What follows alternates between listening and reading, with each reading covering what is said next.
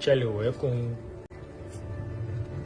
yanu tumo osole moji ake ba wona ni ko aya ko ba shushu amen.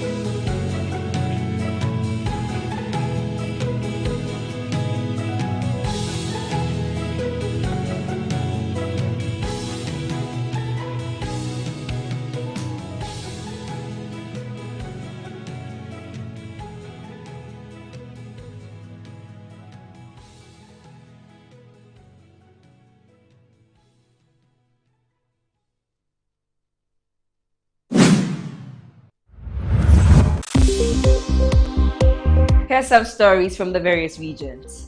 Residents of Otimiesi Kim have called on government to, as a matter of urgency, fix their roads. They recall the Member of Parliament for the Kide constituency, Alexander Kojo-Ejare, promised to rehabilitate the roads during the NPP administration, but failed to deliver on the promise. The Chief of Achimotimiesi Kim, Bafo Olabi I, together with the Assembly Member for the Yamuyamu electoral area, Abuaji Emmanuel, are now appealing to government to urgently intervene, warning that the poor road conditions are claiming lives. If brea omobo ade ba wenya utumi esikambi e kan Ghana ho kota di kota aboye nsenya Johnson abo eye takrabo akoko no ye hu kota da oye kromu ha ayama One be pese wo ba bi dibia wo krom ha wo de on de pa be krom ha ka se wo ba bi dibia aba beton wo krom ha aya den amaye sanse omo wo kwan ho di edwa bi e betimi atotobi na ye nyina pa kwa yare asanjama ye ho. Members from the community are saying excessive dust from the road is affecting their health and crippling their livelihoods. Italian again now, how to be that I just am medication Johnson. Into 20 my kitchen in the if you find it a higher pa. A good sir, between Pompensudiana, a bang crash to me. Nearly a kaka when I said. Minum say the Ananka got an on by a DJ and Omako. What a day, and I got a day, and I got him the fat council. Into a more than answer my back when I may. If you feel for crowd, see how they do up remote at that. Or for Gina Wall of Town, I say, a plan who will pass one. Nay, say, my men are Casanova for home. Yeah, best 3 are buying it, oh, we are mobile. No wine. Now you're fine, on your mind. They're finding the act. Any you're fine. Ah, you know, you're shaking your Namusia. MY. Ya can't want some business. And then you want more shall pepper is or son, more Chesania. Foot now, dear higher. The higher part. Moving on to other regional stories, the Eastern Regional Minister, Rose Akusa Awate, is urging traditional authorities to make land available for industrial development. She says illegal land encroachment driven by rapid urbanization and real estate demand is strengthening agriculture, food security, and major investments. The regional minister says the responsibility lies with traditional authorities to safeguard lands for development. Traditional authorities must ensure that lands meant for industrial growth are protected and made available to investors. Blue Skies has chalked many successes, but among other successes, we have challenges. And basically, one of the challenges, the most crucial challenges we've seen here is land encroachment. Some of the stories we have heard from them are basically security issues. We don't want to talk about it, but we want to appeal to the people in the area, especially the Nsawam municipality, to support Blue Skies in the good work they are doing. They are employing most of our youth and our able persons in the area, and even I believe people from outside are even working here. I think they are working in collaboration with the people, the chiefs and people. So we want to encourage the chiefs and people of Nsawam to support the work they are doing. We also want to encourage them and also let them know that government is solidly behind what they are doing, and they are working hand in hand with the government's intention for our people. At Blue Sky Products Ghana Limited in Nsawam, it is reported that 50 acres of company lands meant for farming and expansion have been taken over by encroachers. Alistair Jamate, Head of Corporate Affairs at Blue Sky, says illegal mining structures are affecting production and future growth. These encroachments are not only taking our lands, but they are also affecting our operations and expansion plans. We have a farm, Zulu Farm, where we grow pineapples. Because of this same land challenge, we used to employ about 500 people with the intention to grow that. We have to reduce the staff numbers to 150 because all the land has been taken over. And I'm sure if we had been able to build a new factory like we had planned last year, that's the factory that was going to employ over 3,000 people. Currently we are employing over 4,000. You can imagine the number of employment this is going to create for the Ghanaian youth. But we don't seem to appreciate nature and sustainability. And for some weird reason, all these lands have been encroached upon, and the system is helpless. The police cannot help. You go to court and the stories are not different. For more stories, you can log on to our website www.metrotvonline.com and follow us on all social media platforms at Metro TV Ghana.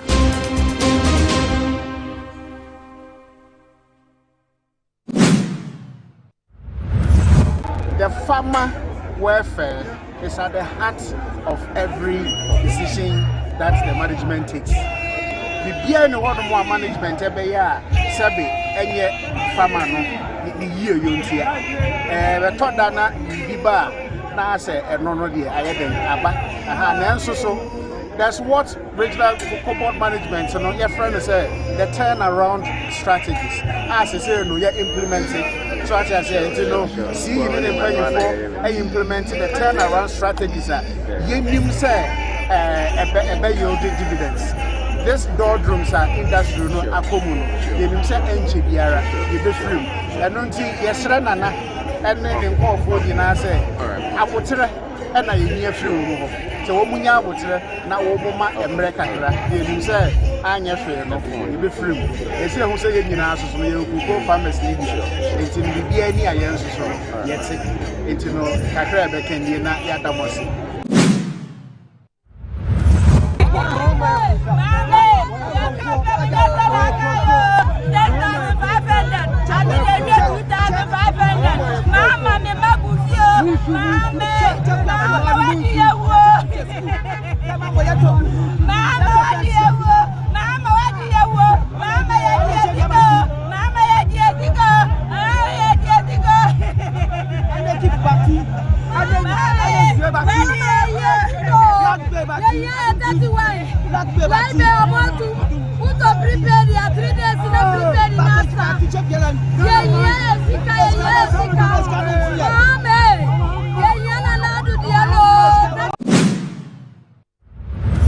Cocoa farmers especially.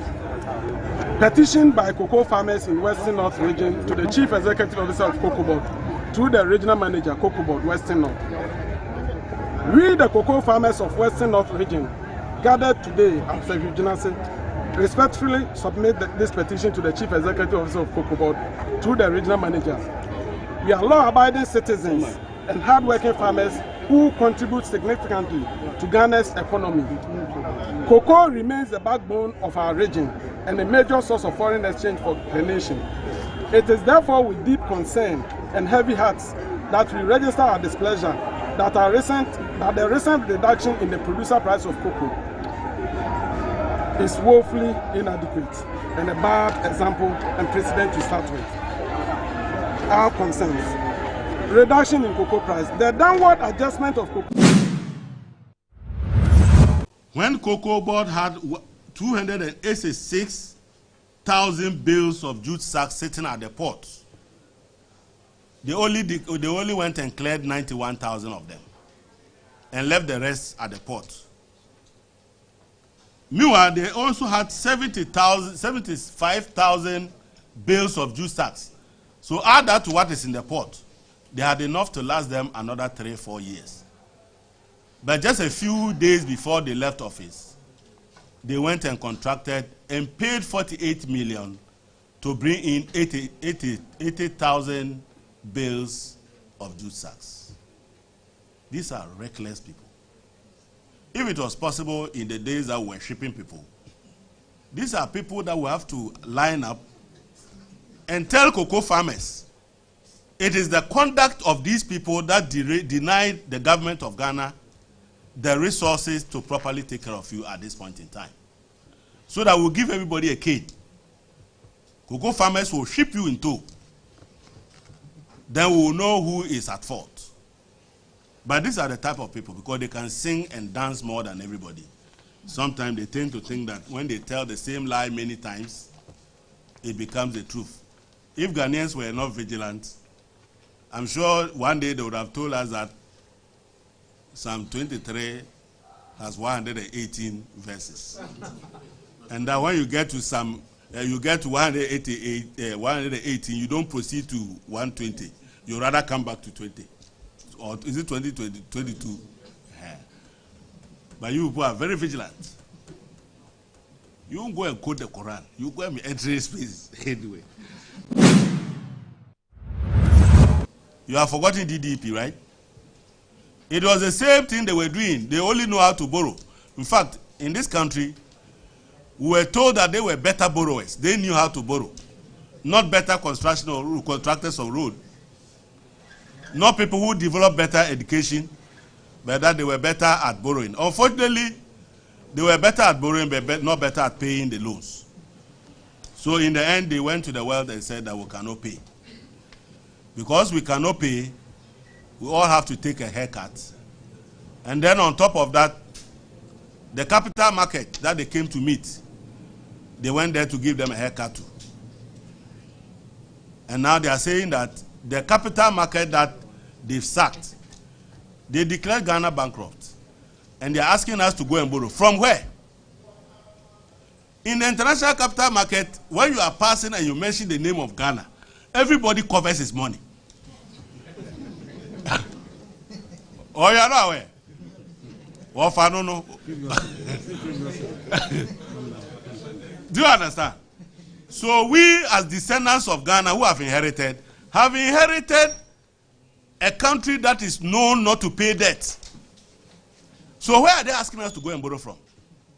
Can they lead us to where we left them that they could borrow and went and destroy, so that we'll go back to them and borrow? Now, they will not give us money because you have collapsed the capital market. And nobody is willing to give us money. So even if we wanted to borrow, where? Must have do have money to give us.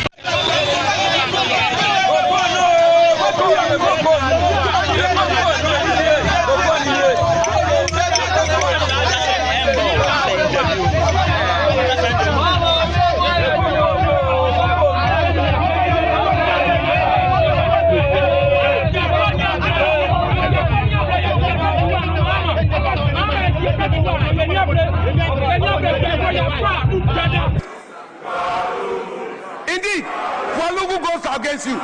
Yes, Pualugu indeed. Sing it, Pualugu. Pualugu, yes. Again. Again, sing. Sing, yes. Pualugu. Pualugu, yes. Pualugu, keep singing. Sing. We talk too much and we complain too much. And most times when we even get the opportunity, we hardly make any meaningful changes. You must realize that there's no time in history than now that you have a unique moment and opportunity to assert and assume leadership. And you must realize that leadership to a large extent is not bestowed, it's not handed over to you. You must prepare yourself for leadership and be able to accept it.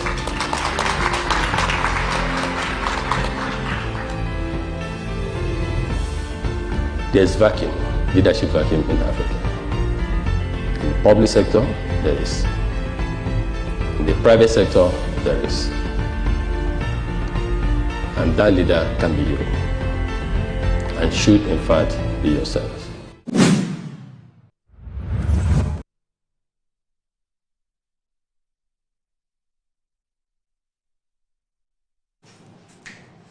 All right, Assalamu alaikum wa rahmatullahi ta'ala wa barakatuh. Good morning, good morning. Thank you very much for joining the show. This is Good Morning Ghana on Metro Television. My name is Aldo Moro, and it's always a pleasure to come your way. It's a beautiful Friday morning. This is the day the Lord has made, and we're glad in it. We're back here. We thank God for being alive and kicking, and as I said, we've returned here to join the nation's conversation on the big issues that matter to you and I. Today is the 20th of February 2026. I'll go straight ahead and look at what the newspapers are reporting this morning. I'll start with the Daily Graphic. Daily Graphic says this morning that President signs 24-hour economy law, paves way for economic transformation framework. There's GRA, national security, sees trucks in tax evasion bust. Cocoa board pays 1 billion cedis to cocoa farmers. The Ghanaian Times this morning says that governor tasks banks to drive growth and jobs. 2 Nigerians jailed for years for passport fraud, and as Cocoa Board needs 30 billion cedis working capital to remain operational. Majority caucus has been talking. President Mahama assents to 24-hour economy authority bill, clears path for implementation of flagship policy. That's for the Ghanaian Times. The Daily Guide this morning says the AG failed to make case against me, won to me, and there's Russian tourist identity in dispute. Majority justifies cocoa price cut as government releases 855 million cedis for farmers. Mahama signs 24-hour economy bill. There's man 60 nabbed over guns, drugs, sales. The Weekend Crusading Guide says CDD falters Mahama's research agenda delivery, says intention is credible. Kokofu Eyes NPP General Secretary Slot vows to steer party for 2028 comeback. 11 years, Dansoman land dispute. Supreme Court affirms Alpha Beta's title. The DVLA boss, Paris smear antics, denies giving employment to any MPP group or individual. NPP, National Council of Patrons, congratulates Baumia. And there's CJ draws red line as Judicial Service stops disputed Equiapimhine from court commissioning. And there's cocoa farmers protest against price cut. The Insight says the Serene Insurance CEO backs local capacity to underwrite Ghana's marine cargo risk. The Cuban Revolution holds out against U.S. imperialism. Wake up to neo-colonialism threat, Sam Jonah urges African leaders. Majority rebuts minorities' cocoa claims, cites crippling legacy debt, low production crisis. La Shikilitele ni Ajay Kofi, the fourth, months late La Kpawulomo Numo Yemo Obroni, the seventh. The Herald.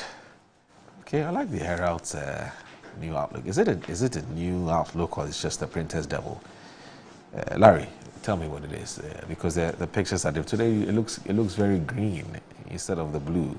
Anyway, there's $7 million LPG fund transfer sparks energy sector uproar against John Jinapor, and there's GIPC boss touts Western region as jewel in Ghana's economic crown.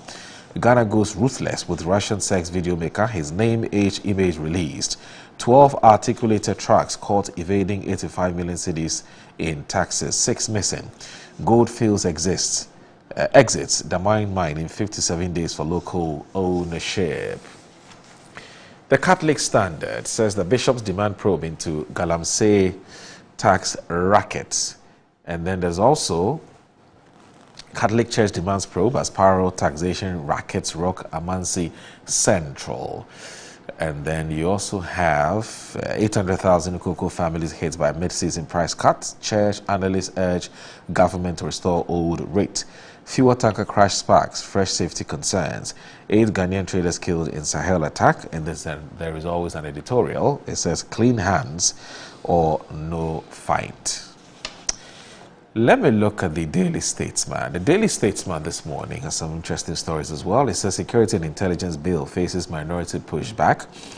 Muhammad asks to remove Totobi Kwachi over assets. There's Lands Minister cracks down on mining fronting. And there's MP reveals looming scandal at Cocoa Board.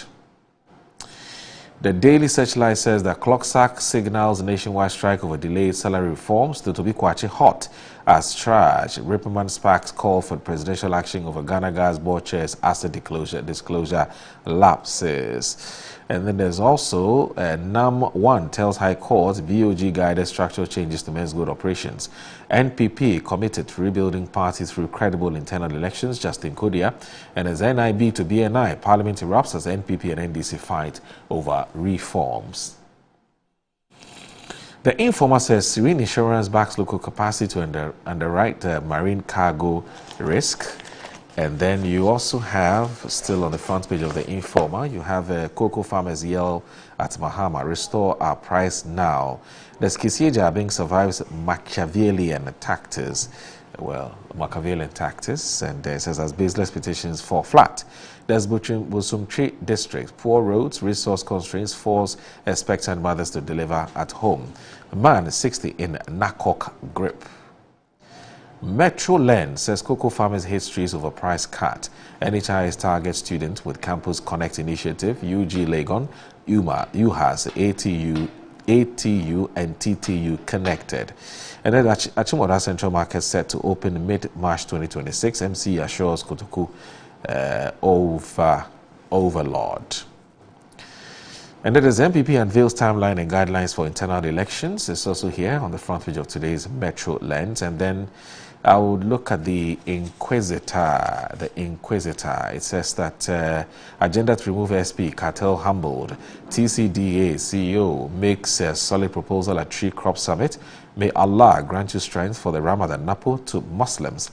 Free land for Muhammad's projects, Mida tells chiefs. And then the last, but obviously not the least, and hopefully one of the best newspapers we have here in this country, is the economic dissonance threatens peace and security. Justice Sophia Ekufu. Premix sector records 27 million cedis in irregularities. And then there's a high NPLs, the scare banks from lending to businesses. Search intensifies for 6 missing trucks in 85 million cedis transit case. That's with the Business and Financial Times. Let's now go online and check out what the online portals are reporting. There's T-bill leads as 43% of Gen Z say they have no investment, according to KPMG report. And as government is targeting 30 billion cedis domestic bond to support Cocoa Board. That's with the City Newsroom. Now let's go to My Joy Online. My Joy Online says that city gains not enough to reduce prices as manufacturers still recovering losses, according to Dr. Insia Poku. And there's a GHS enforces uniform name tag policy after Mamprobi baby theft incident. So what's on Ghana Web? It says that go to KNU West and ask of my records. So Nyani West MP fires back our critics. She's been talking lately, hasn't she? Anyway. And there's also judicial committees anchoring justice, peace and development in Ghana's chieftaincy administration. NPP crippled Cocoa Board. Board entered 2025 owing 32.9 billion cedis. That's according to Honorable Isaac Adongo. It's Adongo. Those of you keep saying Adongo. It's not Adongo. It's Adongo. Adongo. Now, let me go to metrotvonline.com. Abandoned newborn found at Elmina is stable and receiving care, according to Gender Ministry. And as IGP partners with GFA to deploy Robocop units for football match safety. Joseph Pentel and Lai Kingston among top coaches in CAF License A course. And Honorable Akwesi Oponfosu honored with Global Leadership Award in Mumbai. Mumbai, that's how you say it, Mumbai in India. You know, back in the day when we're much younger, we used to watch Indian movies and say this one is coming from Bombay. Apparently, there's nothing like Bombay. It's actually Mumbai, but it's just been how do you call it? I don't know how, but some people have ended up calling the Bombay. It's not Bombay, it's Mumbai. Okay. Anyway, so this is Good Morning Ghana on Metro Television. Please don't go anywhere. Stay with us. I'll let you in on my guest shortly.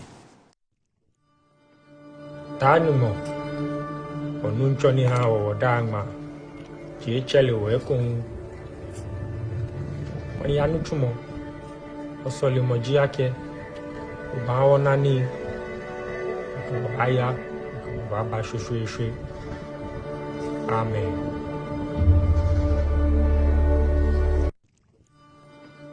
Tanumo onunchoni ha wodangma chiechele wekun wanyanu chumo osoli moji yake ubawo nani aya baba shushu amen.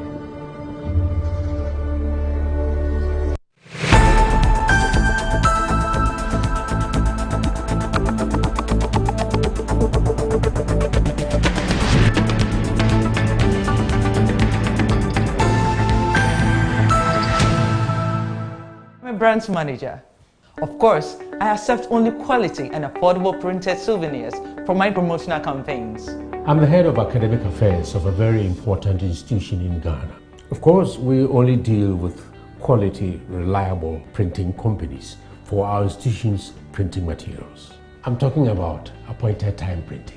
Appointed Time Printings. We take pride in our extensive print scope that transform your ideas into captivating visual masterpieces. We delve into the core objectives and vision of each print project. Precision printing is at the heart of our printing process as we meet your tight deadlines. Our rigorous inspection, color verification, and overall printing excellence are assured. 20 years of printing excellence. It's always a pleasure working with you to create a vibrant, dazzling printing experience that gives you a masterpiece. Appointed Time Printing, your world of quality and affordable printing. Brush your teeth. Brush 2 times a day. Brush with Kel-Kit. Hello, my friends. My name is Kel-Kit Toothpaste. Wow. I was made to be gentle on your gum, but protected. I will protect your teeth from cavity, make your teeth whiter, stronger, keep your mouth fresh all day. And best of all, I'm strawberry flavored. So put on a smile and try me. That's amazing. Just try me. That's my job. If you say so, jump on my brush. Makes your teeth stronger, chicky whiter, chicky stronger. Yay! You I'm glad you like your new toothpaste. Don't forget to brush both day and night. Kel Kids, happy smile.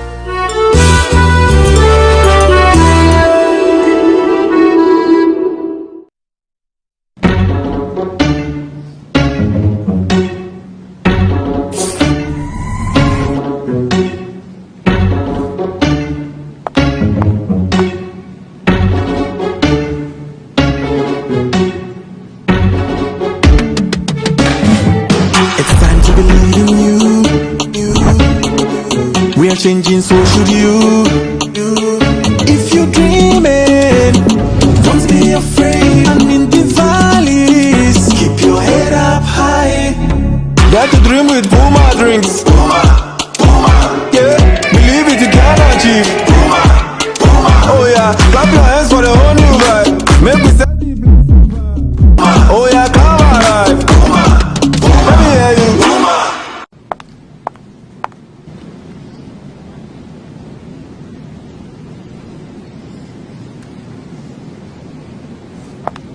Puma drinks, a whole new vibe. Another quality product from Casa Precon.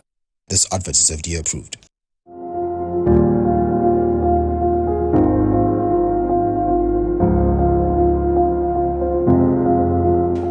Zoomlion Private Services Limited, your waste management experts. One of the most innovative aspects of our business is our commitment to adopting cutting-edge technologies and sustainable practices in the waste management industry. We have invested in modern waste collection trucks, digital payment systems. We have also implemented efficient waste segregation systems and also developed strategic partnerships with our various stakeholders in the waste management value chain. I can talk about our innovative approach that enables us to reduce waste disposal costs, also minimize our environmental impact, and provide our clients with seamless customer service experience. We are the waste management experts. In my line of work, a confident smile is everything. Kel Charcoal Toothpaste keeps me on top of my game and ensures my smile is always radiant and bright. With the tiring nature of my job, we spend several hours under the scorching sun. To keep our teeth white and our breath fresh all the time, we use none other than Kel Charcoal Toothpaste. Kel Charcoal Toothpaste. You're on a Kessie and in a kit one. Samayo Kendini, who be here, Sametra Sapapadia to a mammy man for Kel Charcoal's natural ingredients, and a bomb is so buying, and man is swing, and a sansu mama hotel so a will beg you. Kel Charcoal Toothpaste. Choose Kel Charcoal Toothpaste for anti-cavity, whiter teeth, and fresher breath all day. Available in 80 gram and 150 gram. Grab yours today. Kel, happy smile. This advert is FDA approved.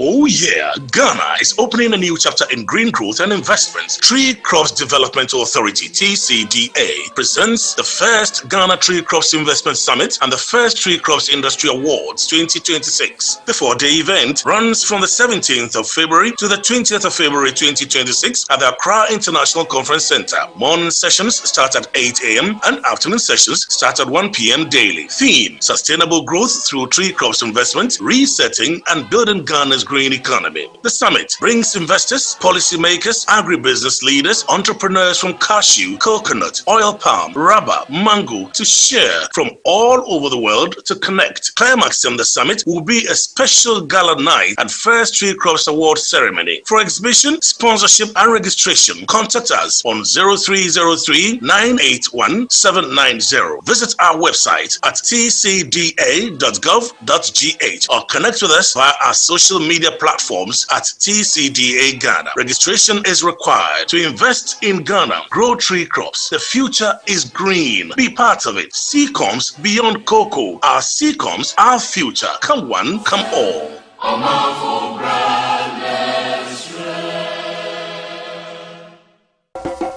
From champion dancer to musical powerhouse, she's a true force of nature.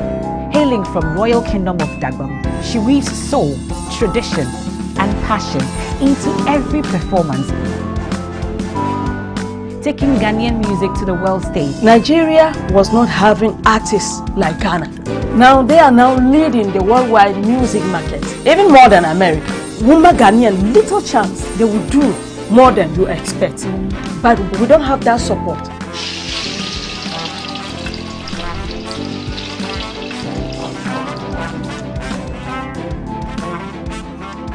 My mother born me! Get ready to be inspired by the incomparable Sherifa Gunu, only on the Kel Toothpaste PL show.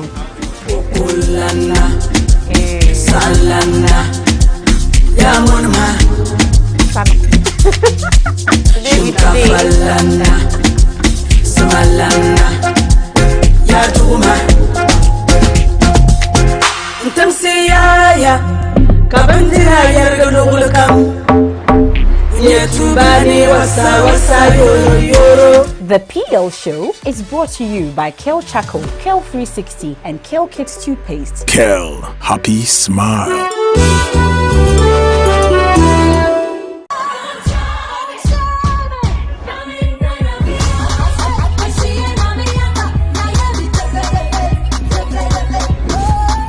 Of Ghana, let me tell you something.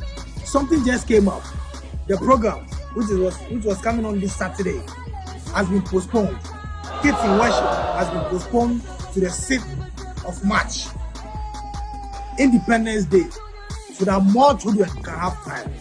More children can join me, because that's Ghana's Freedom Day, and that is a day of my freedom as well. So on the 6th of March 2026, I'll see you at the Children's Park instead of 21st February. It was supposed to be this Saturday, but it has been postponed to the 6th of March to make available, make more room for your friends and your brothers and your sisters and your mothers and your fathers, everybody to join you, so that we'll have a lot of fun. So the program has been postponed to 6th of March. Same venue, Children's Park. I can't wait to see you on Ghana's independence, the day I gained my freedom. I came back to you all, children. Thank you for the love. And that means I'll be coming to your schools. I have more time to come to so many schools. So I'll see you soon in your school. I love you, Ghana. I love you, children. I love you, parents. And I love myself. God be the glory. Go.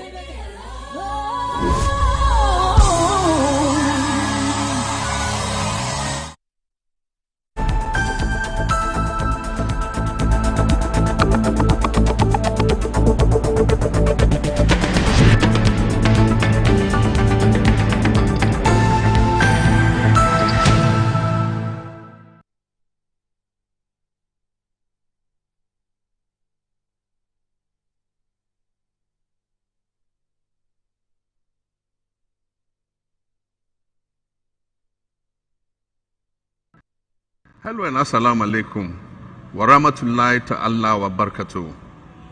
As we stand at the threshold of this blessed month of Ramadan, Lordina and I extend our warmest greetings to you and your families. Ramadan is truly a special time, a month of reflection, renewal, and coming together as one community. As you begin your fast, may your hearts be purified and your imani strengthened and accepted. May Allah the Most Merciful grant you good health and peace of mind and abundant mercies throughout these 30 days of fasting. May your prayers be answered, your good deeds be accepted, and may this Ramadan month bring you closer to our Creator and to one another.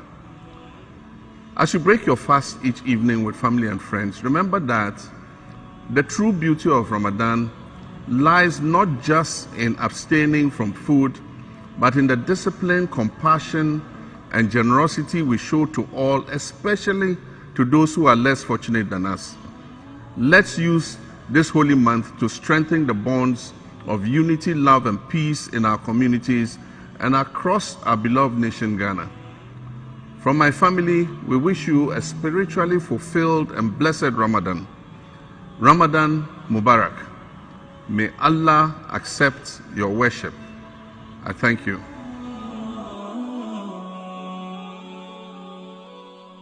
President, I love you. I love you. President, I love you. You are my number one. President, thank you. I love you. Thank you. I love you. God bless you. President, I love you. I love you. President, I love you. You are my number one. President, thank you. I love you. Thank you. I love you. God bless you. President. All right. You're live on Good Morning Ghana on Metro Television. My name is Aldo Moro. My guests are seated already, and they will kickstart the conversation. So joining me this morning is Abdul Fattah Al Hassan. He's a private legal practitioner and also MP for the Yendi constituency. He was the Honourable Member of Parliament for Yendi. He's with us this morning. Good morning, sir. Thank you very much for joining us. Good morning, and good morning to my colleague. Assalamu alaikum. Wa alaikum salam, and then Ramadan Mubarak to the good people of Yendi and to you all. Yeah. And also to the Honourable Member of Parliament for the people of the Efia constituency. He's also a private legal practitioner as well. So today, two lawyers. And I'm sure that he'll be slugging it out on some of the issues that we're going to raise on the show this morning. And so it's Efia. I'm talking about Honourable. So, okay, so it's Isaac Boama Nyako. It's rather Isaac Boama Nyako, the Honourable Member of Parliament for the Efia constituency. Honourable, good morning. Good morning. It's good to see you. Yeah, good to see you. Is there any special feeling that comes with being called Honourable? I mean, wondering. Maybe. Because assembly people want to be called Honourable. They are honourable. MCs are honourable. MCs are honourable. Yeah. So, is there any feel-good factor that comes with it? Which of the Chief Justices had issue to talk about it in court? I think Sophia, right? Sophia Kufu, right? Sophia Kufu Okay. said when we are filing our processes in court. Forget about those where nobody cares. I don't know. And some people actually take issues with that. If you don't call them honourable, say, hey, I wouldn't be MP. No, but it shouldn't be Really? to that extent. I don't think, well, it's a title that is given to elected members of parliament or assemblymen. So if it's entitled, and then they use it for you, so be it. But I think people have to have some good feeling of the responsibilities that comes with it. So if they call you honourable, you should be honourable in all your ways and deeds. That's right. Yes, honourable in the way you speak, honourable in the way you conduct yourself, because you are then a leader and you're also a role model to people, and so it's something that we all are becoming very, very careful. I remember before coming to Parliament, of course, having worked several years in public service, there were many places I could freely go and engage and do things, including even the constituency, pass anywhere, go anywhere. But once you become a leader, though you can even go to such places, you become more careful in how you conduct yourself when you get into those spaces, amongst others. So we just hope that things will go. But let me take the opportunity to also wish my Muslim brethren Ramadan Kareem. You know, Efia constituency has a very huge Muslim community. In fact, we have the biggest Zongo, if you take the metropolis. So I have a very huge Muslim population. My chairman, constituency chairman, is a Muslim, Abdullah Tufero. I wish him well during this period. I have Alhaji Gadu, who is my deputy organizer. I have my Nasara Awudu. You know, We don't have even in my executive team, I have about 5 Muslims in it. Isa Justice amongst others. So I wish them a very, very successful fasting period. 2 days ago, a very good brother of mine also, Kwame Hiran, celebrated his birthday. Charlie, I couldn't call him, so let me take this opportunity and wish him well.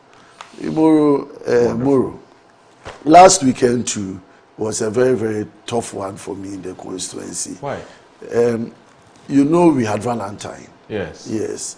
And I had organized some capacity training program, I told you, for 100 youth in the constituency. Okay. So after the training, it was a classroom exercise and then a field practical working forklift training. Okay. So they got their certificate last weekend. And so I had to rush to the constituency to have a word with them and also deliver their certificates. And if you check the excitement, 100 able-bodied youth, both men and women, having gone through that training. My understanding when I interacted with them is that some of them have already secured some opportunities in some companies. And so I'm very happy that you were able to do that for them. And then also on the Valentine's Day, I organized what I call health and aerobics walk with the people. Last year, I did a lot of health screening exercises. And then the feedback from the doctors and the people that undertook the exercise was that people were becoming too obese in the constituency. In fact, when they checked, some people who were ordinarily about 30 years, their weight and all the indexes portrayed them to be like 65 or even 70 years.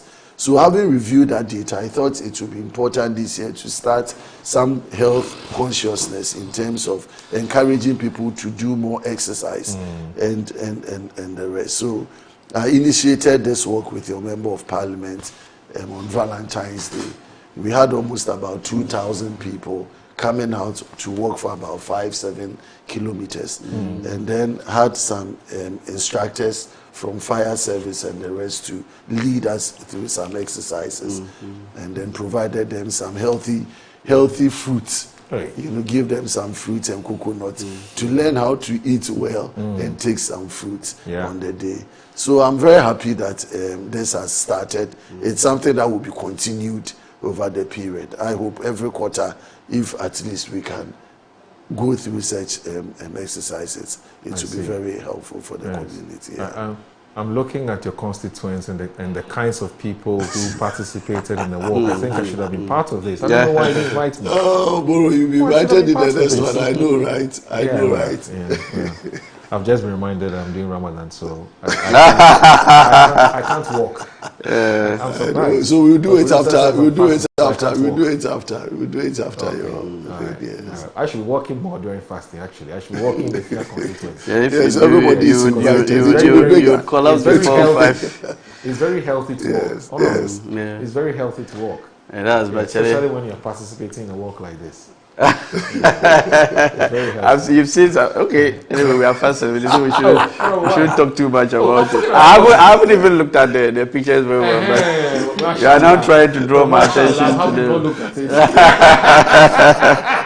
Maybe the next walk after that, we'll come to a fear. Yes, I'll invite you to join. Hey, Boro. Because the participants are giving us more reason for us to be a part of it. Honorable is one key. Thank you so much. Anyway, Honorable, but in your constituency, I don't know. I mean, it's predominantly. Your constituents are predominantly Muslims. So for you, Val's Day, it's a no-no. It's not an issue for us at all. So you don't have any challenge. No. So we have just been doing a lot of things, including projects. Okay. But the last project I was supposed to actually cut salt for was scheduled for actually the day they had their primaries, the presidential primary, the 31st of January.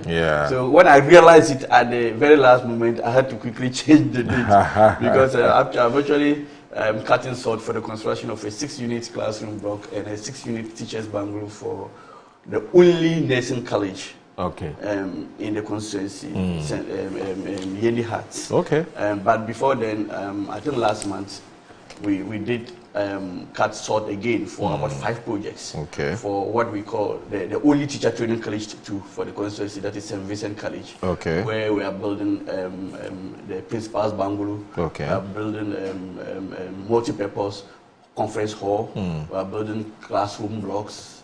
About 5 structures for St. Vincent. And then we are doing a number of water projects. In fact, Moro, even not for this program, I was even having an appointment with the MD of Ghana Water at 8 a.m. Okay. But they just sent it. So I sent them when I got this call yesterday about this program this morning. Mutawakilu. Mutawakilu. I have an appointment with him at 8 a.m. today regarding Yendi Water. What is his nickname now? It's a very popular nickname. Galus. Yes. Galus. I was actually in his office yesterday, but I met his absence and I was given 8 a.m. today. Okay. But unfortunately, when I got this call to be here this morning, I had to send a message to the secretary, Kudus, Kudus, to tell him that I will be a little late. But they've also just notified me that he will also be going to this desalination plant. He'll be touring the desalination the Teshi problem. At 9, so it means that I cannot go immediately after here. So we schedule it to after Juma today. So the Yendi water issue is big in Moro, but so even 2 days ago, the Sanitation and Water Committee of Parliament met with 2 agencies, the Ghana Water and the Community Water and Sanitation Agency, in fact, including the TURC in Parliament on the seat floor, and I took the opportunity to participate, even though I'm not a member of the Sanitation and Water Committee. But when I got notice of it, realizing that water is big issue in my constituency, I quickly joined that committee for the day. I became a friend of the committee for the day, and then I was glad to see the presentation they did. In fact, my constituency featured as part of the plans for the major water interventions that the government intends to make, and that 40 million has been allocated. And so in advancing that discussion, I was supposed to meet the MD today, but like I said, I'll do that after Juma instead of this morning. I see. Now, speaking about the MD, do you know if Galus still intends to contest the Damango seat? Or, I mean, I don't know whether you've had that interaction with him. That I don't know whether he has that intention. That I can't tell, but I won't be surprised if he makes a comeback. If he does. He's lost it twice, isn't it? He lost it when he was a sitting MP. And now then he tried again. Back, and then we don't know whether he will make a third time. He might still come back, and then because Galus. It's the only seat that we have lost, that we are not in control of within. And I'm told that it really hurts the NDC, because Damango, he's always been a safe seat for the NDC. Yeah. You know, until Abu Jinapor snatched it from you. You give them court candidate. So, but gradually, there won't be anything like safe seat anymore. Apart from the typical, the regions where you can say that for perhaps tribal reasons and so on, or for ethnic considerations will always be a safe seat. But it's beginning to look like some seats under threat. That is how it should be, Political parties don't have safe seats. It may appear safe, but the people should be able to determine whether they are satisfied with the leadership they have. And political parties should respond to the needs of the people. So though they are safe seats, you have to give them the right candidate rather than imposing people that would not serve their best interest. That is the only reason why they may at some point come out strongly to vote against their candidate. Because the feeling that sometimes you get when you are talking to constituents who live in constituencies that are aligned to one political party, so constituencies that you may consider safe seats, like is that they take them for granted. Yes. Because they say all you need is just to go through the primaries, and it's automatic. And so not much attention is paid to them. The primaries are rather tougher. That's the main election. Looks more like so when the candidate wins primaries, after primaries, you don't see them doing that much for the people.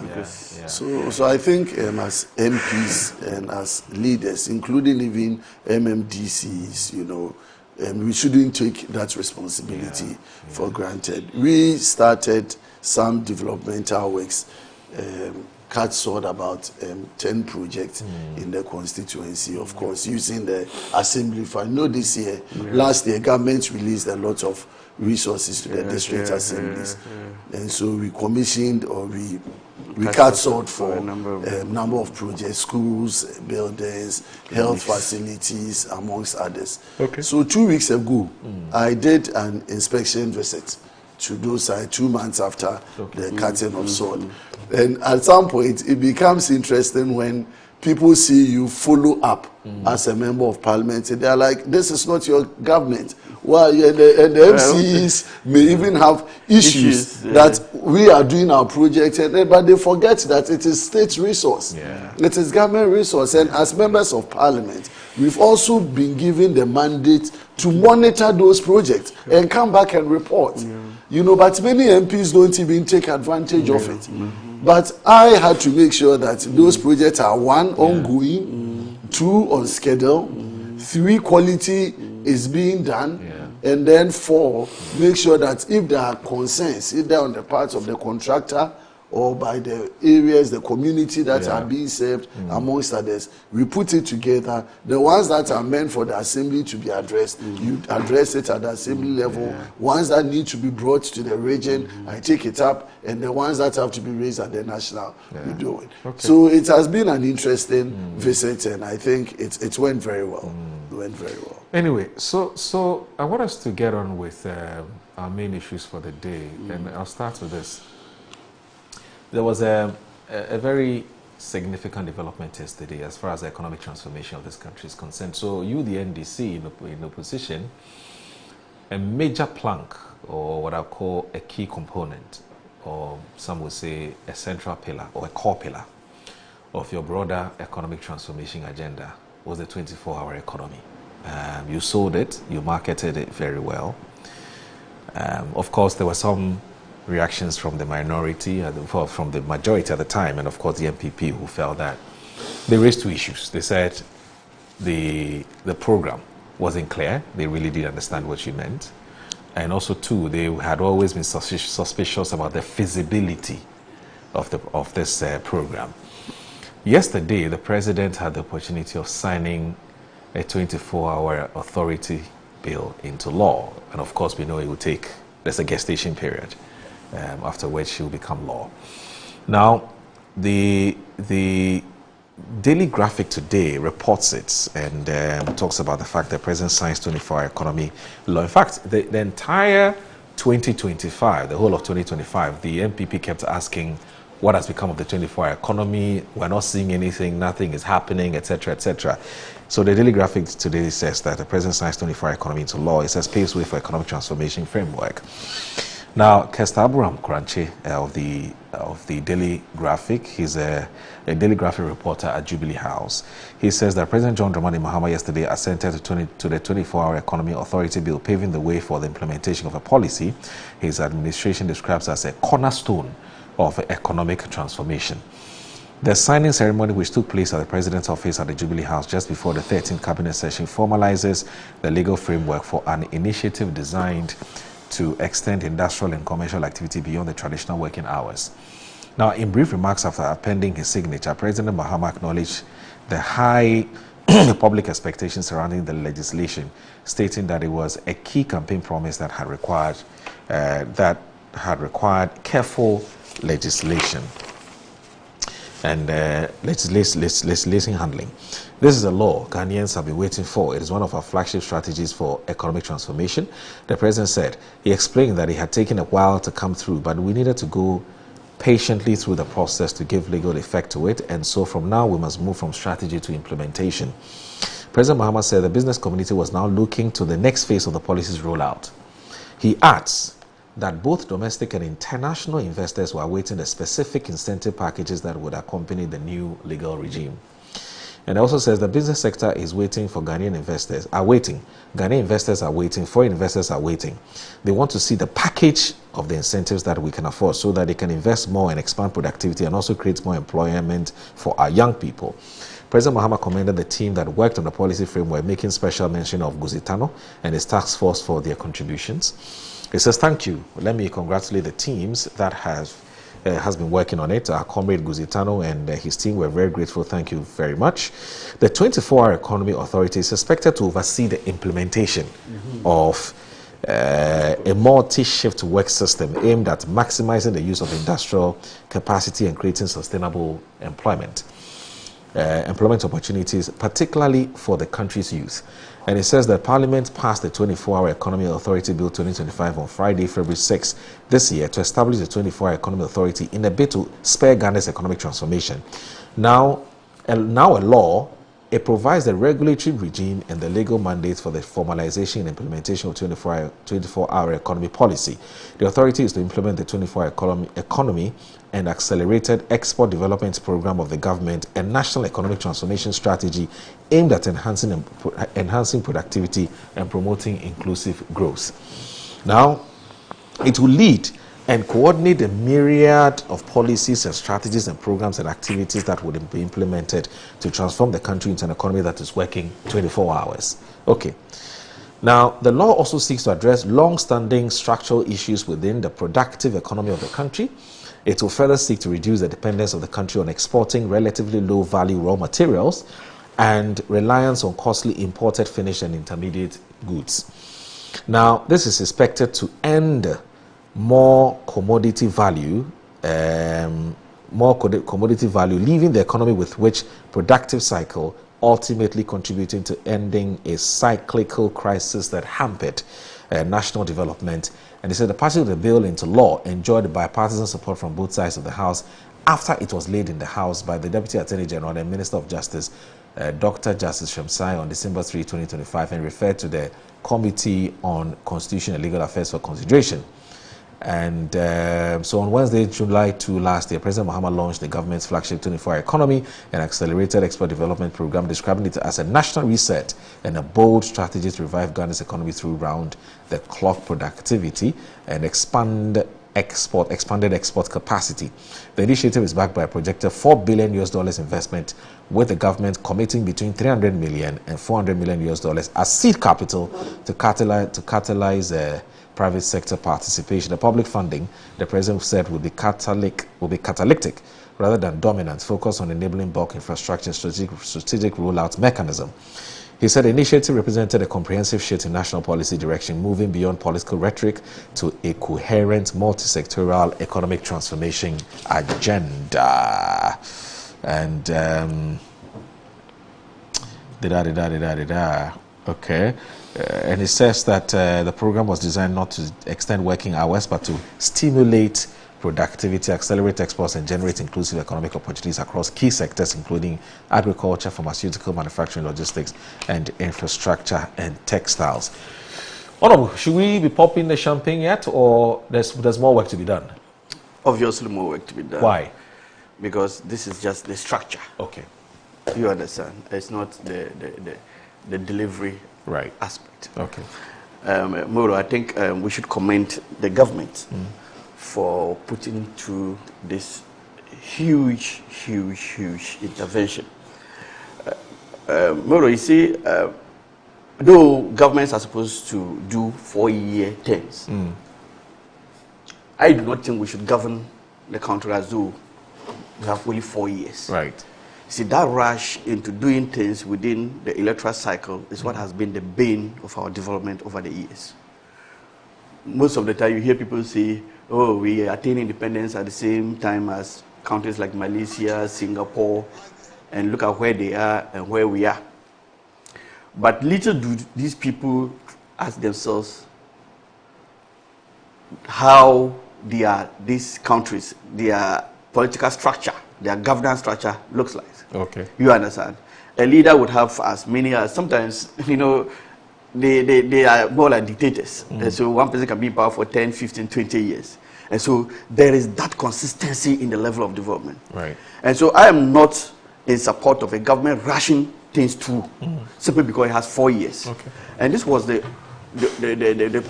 problem we had last year, especially from our major opponents, who were always on our nerves, asking us, okay, you promised 24-hour economy. We are almost done with 1 year. Nothing. We are seeing nothing in respect of that. Look,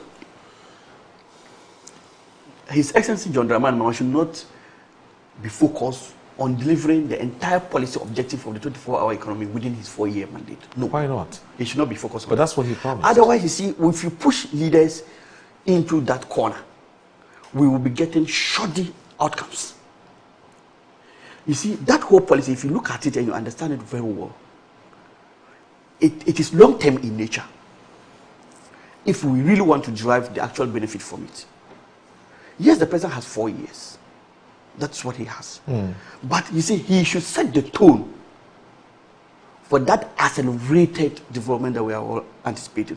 Which is why I buy into the recommendation by the Constitutional Review Committee that finished its work and has presented its report regarding the National Development Planning Commission, the work of the nation. Because you see, as a nation, we should have that development plan that we can always, regardless of the change in governance, whichever party is in power, we still can say that this is the growth or the development trajectory that we are following. But it's simple. We've never respected the directive, how do you call it, principles of state policy.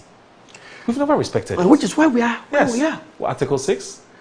Yeah. We never respected it. Which is why it's chapter 6, which is why we are at where we are. Yes. You understand? But you see, my issue... And both parties are guilty of this. Yes. So, which is why I do not want my government to rush into some of these things. So, to take 1 year to come out with the structure, the authority, which will oversee the implementation of the policy, to me is good. You remember when we had the free SHS?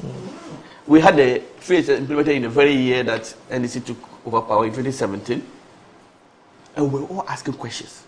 Where is the policy document? Where is the law? Where is everything? In fact, things were done, I don't want to say haphazardly, but we also the challenges that came with the early implementation of the free SHS. This was, and just after the implementation, then we saw that we needed to introduce double track and all this.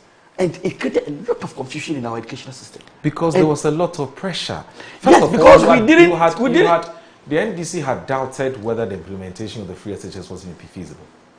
You doubted it. I mean, in principle, let me tell you one thing. But the way the NPP said we were going to implement it, you doubted it. Let me tell you one thing. So the NPP comes to power, and they have to prove a point. Yes. So you can prove a point. So they start with first year students. Yes. Yes. So that is what you see. That this issue of political pressure from your opponents, yes, pushing you to do things even against what would be good for the country, is what I am against.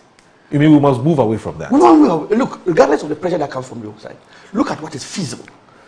Take your time and put in place the necessary structures, and then see to the long-term objective of what you are doing, and do not be so bothered about what your opponents say or do. You understand? And I would be happy to wake up tomorrow and see a country that would carry out its development initiatives, regardless of what the opposition says. You understand? It seems look, the opposition will always be opposition. They need to have work to do. They will have to criticize you or whatever you do. But you have a mandate to deliver. And let me tell you, Ghanaians know what is good for the country.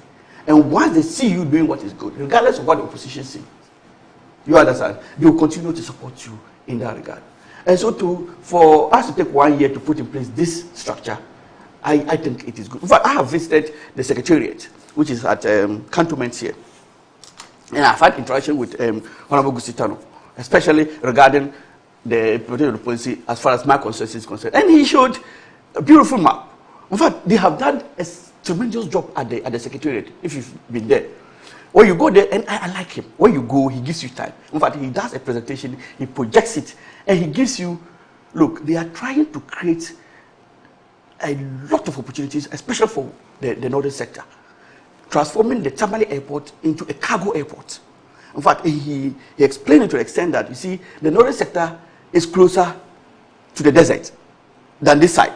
You understand? And so if we want to actually accelerate our trade relationship with, say, the countries around there, the UAEs, you understand, and those countries, the northern sector will be a very good place to do it. And so if Tamale becomes the cargo hub, you understand, of the country, where almost everything cargo will now be moving from the Tamale airport, look, it's going to create a lot of opportunities for us in the north there. And he projected a map that shows the opportunities that are available. In fact, to the extent that I saw my constituency, and the plans they have in the constituency, they were able to identify some potential irrigation hubs that we could plug into and produce, depending on what you are doing. Is it rice? Is it soybean? Is it maize? In fact, they projected a lot of things. And I even had an agreement with them. So they have put together a team which will be visiting my constituency. I am moving with that team, but they are coming with more like, and they will do like this, the aerial distance. So, well, we have already mapped out those areas. So we'll go, I've informed some of the chiefs. So they will go to that area, and then they will, because when you look at what they have, the land there may not support what they have.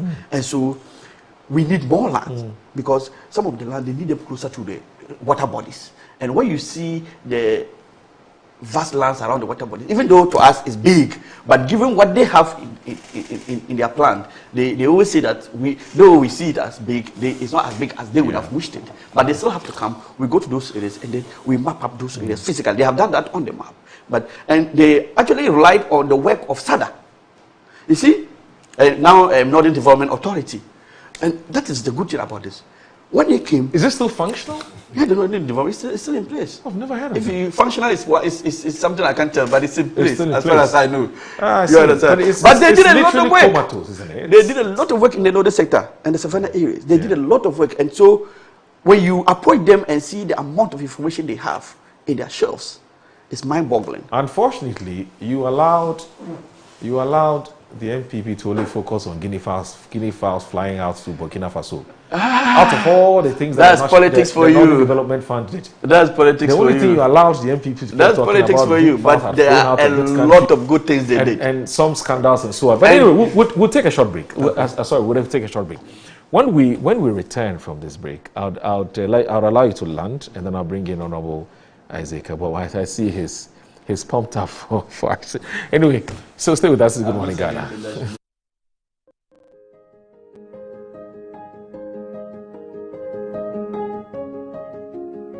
Cabinet colleagues have just appended my signature to give assent to the 24-hour authority bill. This is a bill Ghanaians have been waiting for. It was one of our flagship strategies for economic transformation. It's taking a while, but we needed to go patiently through the process to give legal effect to it. And so from now, we must move from strategy to implementation. The business sector is waiting, Ghanaian investors are waiting, foreign investors are waiting. They want to see the package of incentives that we afford them so that they can invest more and expand productivity and also create more employment for our young people. And so it's my pleasure to assent to this bill today. Thank you. And let me congratulate the team that has been working on it. Our comrade Guzitando and his team. We're very grateful. Thank you very much.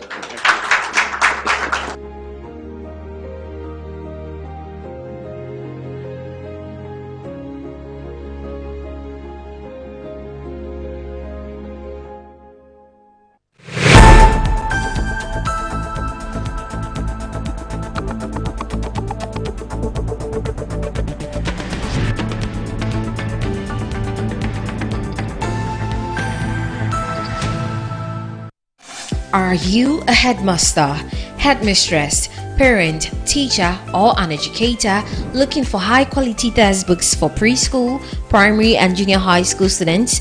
Look no further than Advocate Publishing Company. Advocate Publishing Company is a leading publisher of educational materials in Ghana that publishes very engaging, interactive, and comprehensive textbooks that meet the needs of students, teachers, and parents. Our textbooks are thoroughly published to make learning fun and easy. They are also designed to stimulate critical thinking, problem solving, and creativity in students. Make Advocate Publishing your preferred choice for all your educational needs. Explore our range of textbooks and educational resources. Visit us at the old GNTC yard near Kingsway, Accra. You can contact us on 0503 786 776 or 02408 06354, also 0531 600360, and connect with us on Instagram, X, and Facebook at Advo Publishing. Don't settle for less. Choose the best. Advocate Publishing Company, empowering young minds one textbook at a time. Thinking Publishing, Think Advocate Publishing. Chichi woni nara mi din eje baby da pa me di ade sonko kra na ebremo nya ode to aduane mo ama waduane e de pa na me de bremo eno any some spices die emu wa wo bebre o various flavors ubenya eya akoko ubenya nantwie ye de ku jollof mu ma emu ye de ubenya ye de ku nkwan ye de ku froye mu ho na ko pebito na ema waduane enye de unyimi nia ye nkonko tie nyankofo eka Autant de communication, nous pouvons enjoy Uduba, that Samu spices. One in the essence, no why? I'm going to get that. Samu spices in a Samu, daddy so say. Samu spices, Mun Samu. Samu spices, Yama chicken. Samu spices. Nsaka in Ketwa, measure 10 grams. Your chicken, spaghetti, garlic and ginger, stew, can jollof, and the flavors of Bebre. Samu spices, yes, Saka. In my line of work, a confident smile is everything. Kel Chaco toothpaste keeps me on top of my game and ensures my smile is always radiant and bright. With the tiring nature of my job, we spend several hours under the scorching sun. To keep our teeth white and our breath fresh all the time, we use none other than Kel Chaco toothpaste. Kel Chaco toothpaste. You're on a Kessie and in a kit one. Samayo Kendini, who be here, Semetra Sapapadia to Amame Manfo, Kel Chaco's natural ingredients, and a bomb is so buying, a man is swing, Nesansu Mama Hotoso, a will beg you. Kel Chaco toothpaste. Choose Kel Chaco toothpaste for anti-cavity, whiter teeth, and fresher breath all day. Available in 80 gram and 150 gram. Grab yours today. Kel, happy smile. This advert is FDA approved.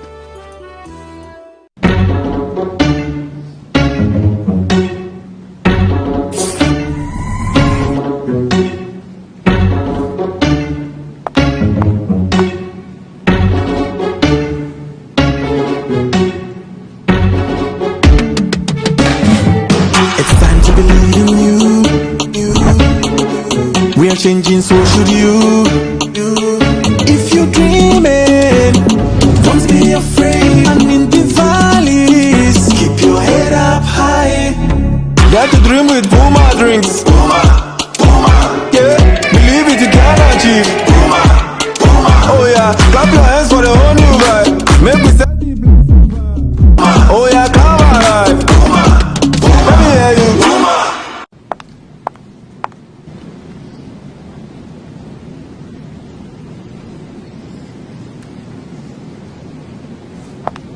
Puma drinks, a whole new vibe. Another quality product from Casa Precon. This advert is FDA approved.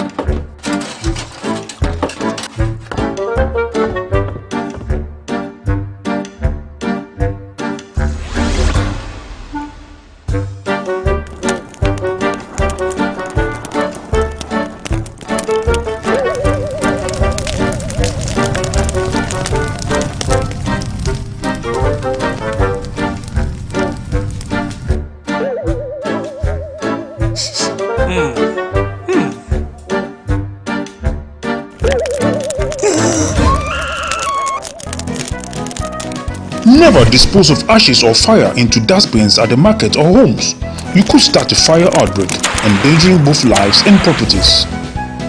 Use the dustbins for your waste and garbage only.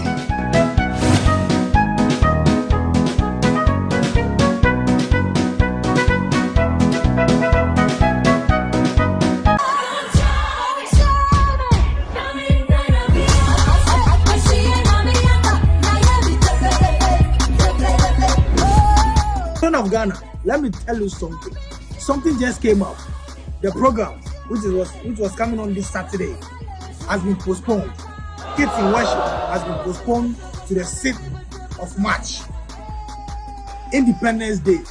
so that more children can have time, more children can join me, because that's Ghana's Freedom Day, and that is a day of my freedom as well. So on the 6th of March 2026, I'll see you at the Children's Park instead of 21st February. It was supposed to be this Saturday, but it has been postponed to the 6th of March to make available, make more room for your friends and your brothers and your sisters and your mothers and your fathers, everybody to join you so that we have a lot of fun. So the program has been postponed to 6th of March. Same venue, Children's Park. I can't wait to see you on Ghana's independence, the day I gained my freedom. I came back to you all children. Thank you for the love. And what is that means? I'll be coming to your schools. I have more time to come to so many children. So I'll see you soon in your school. I love you, Ghana. I love you, children. I love you, parents. And I love myself. God be the glory. Go.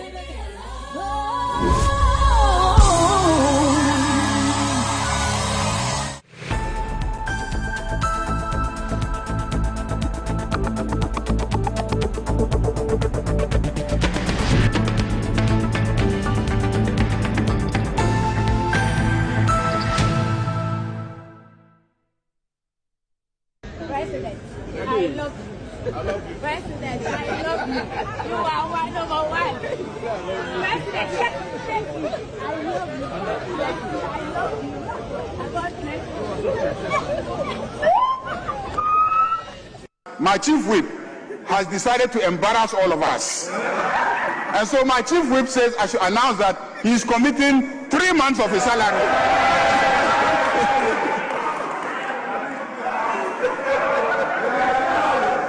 Mr. Speaker, after that, I will invite the Office of Special Prosecutor to come and find out how he's going to survive for the 3 months. From what sources of income he's going to survive for the 3 months.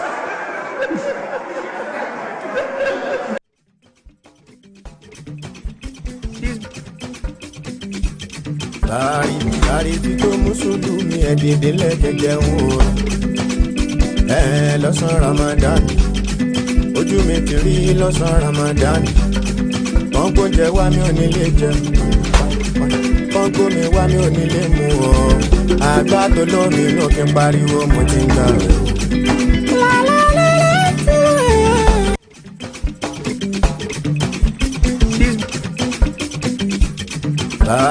Láàrí tí tó Mùsùlùmí ẹ̀dìdì lẹ́jẹ̀jẹ̀ ń wò. Lọ́sàn Ramadan, ojú mi ti rí lọ́sàn Ramadan. Wọ́n kó jẹ wá mi ò ní lè jẹ, wọ́n kó mi wá mi ò ní lè mú ọ. Àgbà tó lómi inú kí n pariwo mo ti ń gbà rẹ̀. Interesting dance. You're watching Good Morning Ghana on Metro Television. The show is live on 94.1 FM on your radio dial, so please tell a friend to tell a friend, tell a friend. I'm still here with Isaac Boamanyako. He's the MP for the Ifia constituency. He's also a private legal practitioner. And also here with me is the Honorable Member of Parliament for the Yendi constituency. I'm talking about the man, Mr. Abdul Fattah Al-Hassan.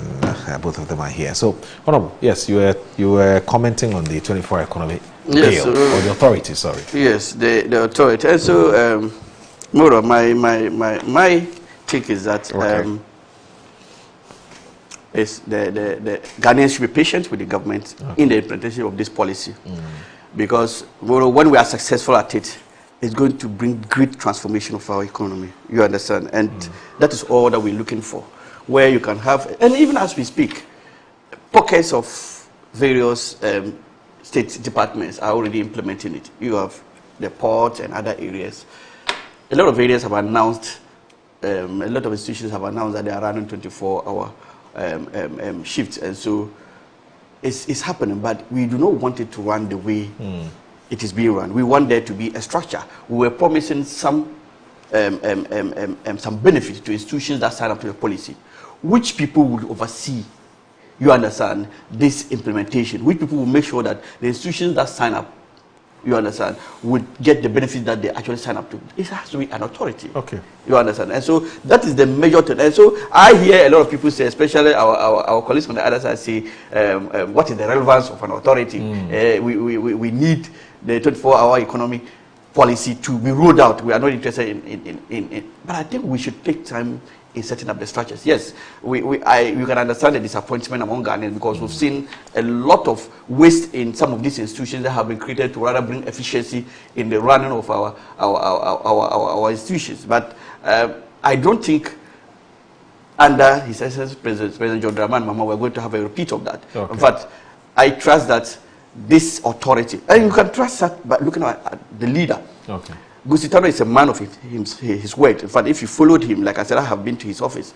If you follow him and you see the work he does, he doesn't talk about what he does. But if you meet him and he has met Parliament twice. And when he tells you, when he brings out the policy to you and what they have done so far, you realize that there's really some much work that has been done on the ground. But I can understand where our people are coming from. In fact, they are comparing with like I said before, you remember it was at the latter part of the administration that they were now bringing up the free SHS bill to Parliament. After they have run that for over several years, and Ghanaians have had to suffer all the inefficiencies in the running of the free SHS policy. We believe that let's put in place the necessary structure. You understand? And then let that structure oversee the implementation of the policy. Let there be a complete oversight over whatever is going to be implemented. And I think in the end, and like I said before, we are not looking at it as a 4-year policy objective that has to be achieved. No, we are looking at it as a long-term measure. And so we'll take our time and then let the resources that will be put into it be worthwhile. That is what I have to say. Okay, so Honorable, before you come in, you were asking, first of all, you doubted the feasibility of this 24-hour economy. I'm talking about its implementation.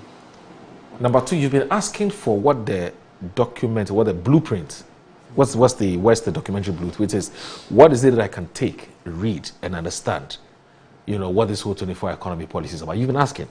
And of course, you've been asking when is it going to be implemented. Do you find the answers? I'm not sure. I don't know whether you've seen the bill yourself, but do you find the answers you've been asking in the document that has been launched yesterday, the bill?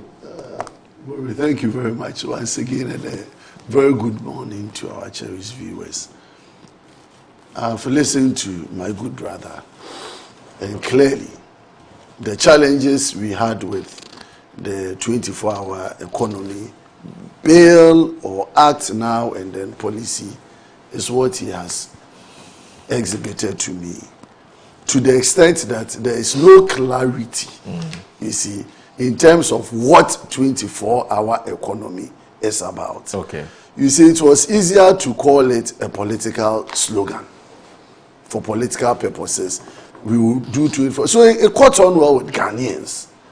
But once you won power and came into government, you needed to properly, because when they were in opposition, the questions were always asked about what is 24-hour economy. And you would hear several interpretations and meanings and understandings by the NDC. Now you've come into power, you have the benefit of crafting the policy document and then the legal framework that will guide the policy. 2 times Gusitano came to Parliament. There was still no clarity as to what 24-hour economy stood at. So there was a promise to bring us the policy document to review before even the bill or that legal bill would be received by Parliament.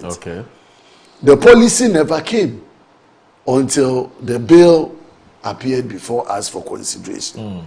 Muru, I was an active participant in the passage of the 24-hour bill. In fact, when it was introduced at the second reading, I made significant statements on how the bill is looking at. And I took the bill in 2 folds. One, when you establish an authority like we have in the 24-hour economy bill, the object of the authority should be clear. Muru, go and check the objects that were stated in it. nothing to do with the 24-hour economy. Oh, but the entire policy, as we, in fact, just this morning was repeated, is the what's the name? Oh, there was something I read this morning. I've been trying to remember. So you go ahead. I'll read it to you.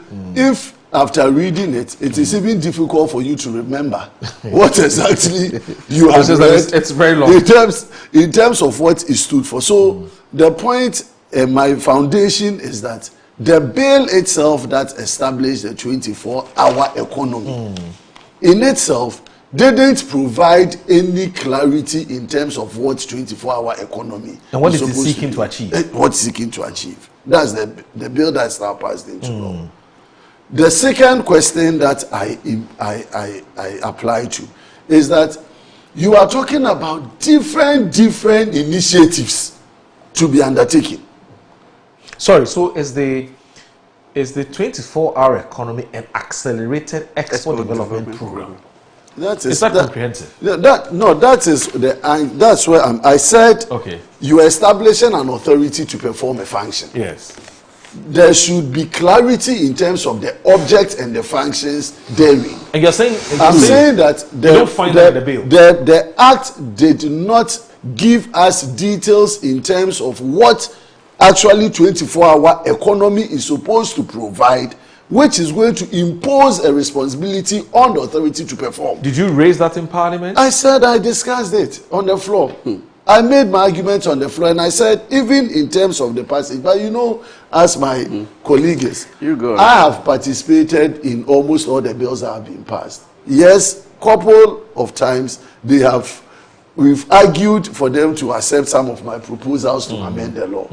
But when it comes to such sensitive flagship programs, even when you are talking sense, they don't want to listen to your sense. So we will leave it at that. Now the bill has been passed, so let's make progress.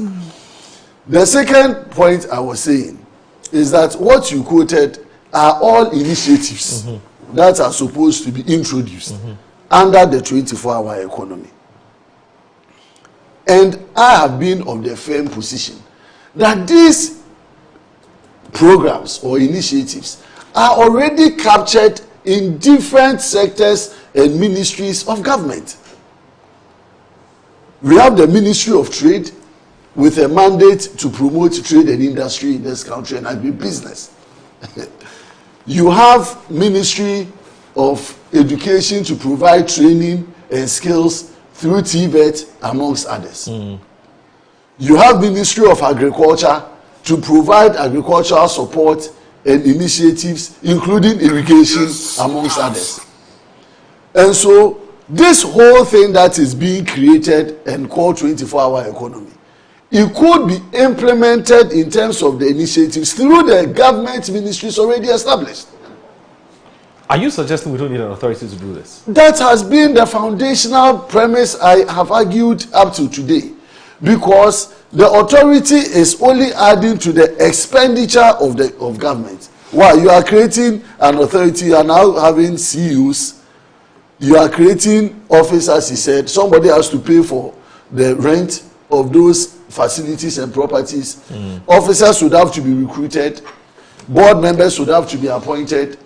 A huge bill, auditors, a huge bill is sitting just for the administration of this. Yet the functionality, and when we discussed in Parliament, majority leader agreed that yes, these are programs that the sector ministers and ministries are going to perform anyway, because there is no budget that is going to 24-hour economy to say that this is 24-hour economy budget. Take it and go and create industries, go and create agriculture, irrigations. All of that will be fed into an already existing program. It's like the big push that is being undertaken by Ministry of Roads. Why? Do you need to establish a big push secretariat or a big push authority to push road infrastructure in this country? So, don't you think that it gives it a sharper focus? There is no focus. How? I'm saying that the whole 24-hour thing that we're talking about, they started by talking about 133. 1 job, 3 shifts, 3 jobs. Yes.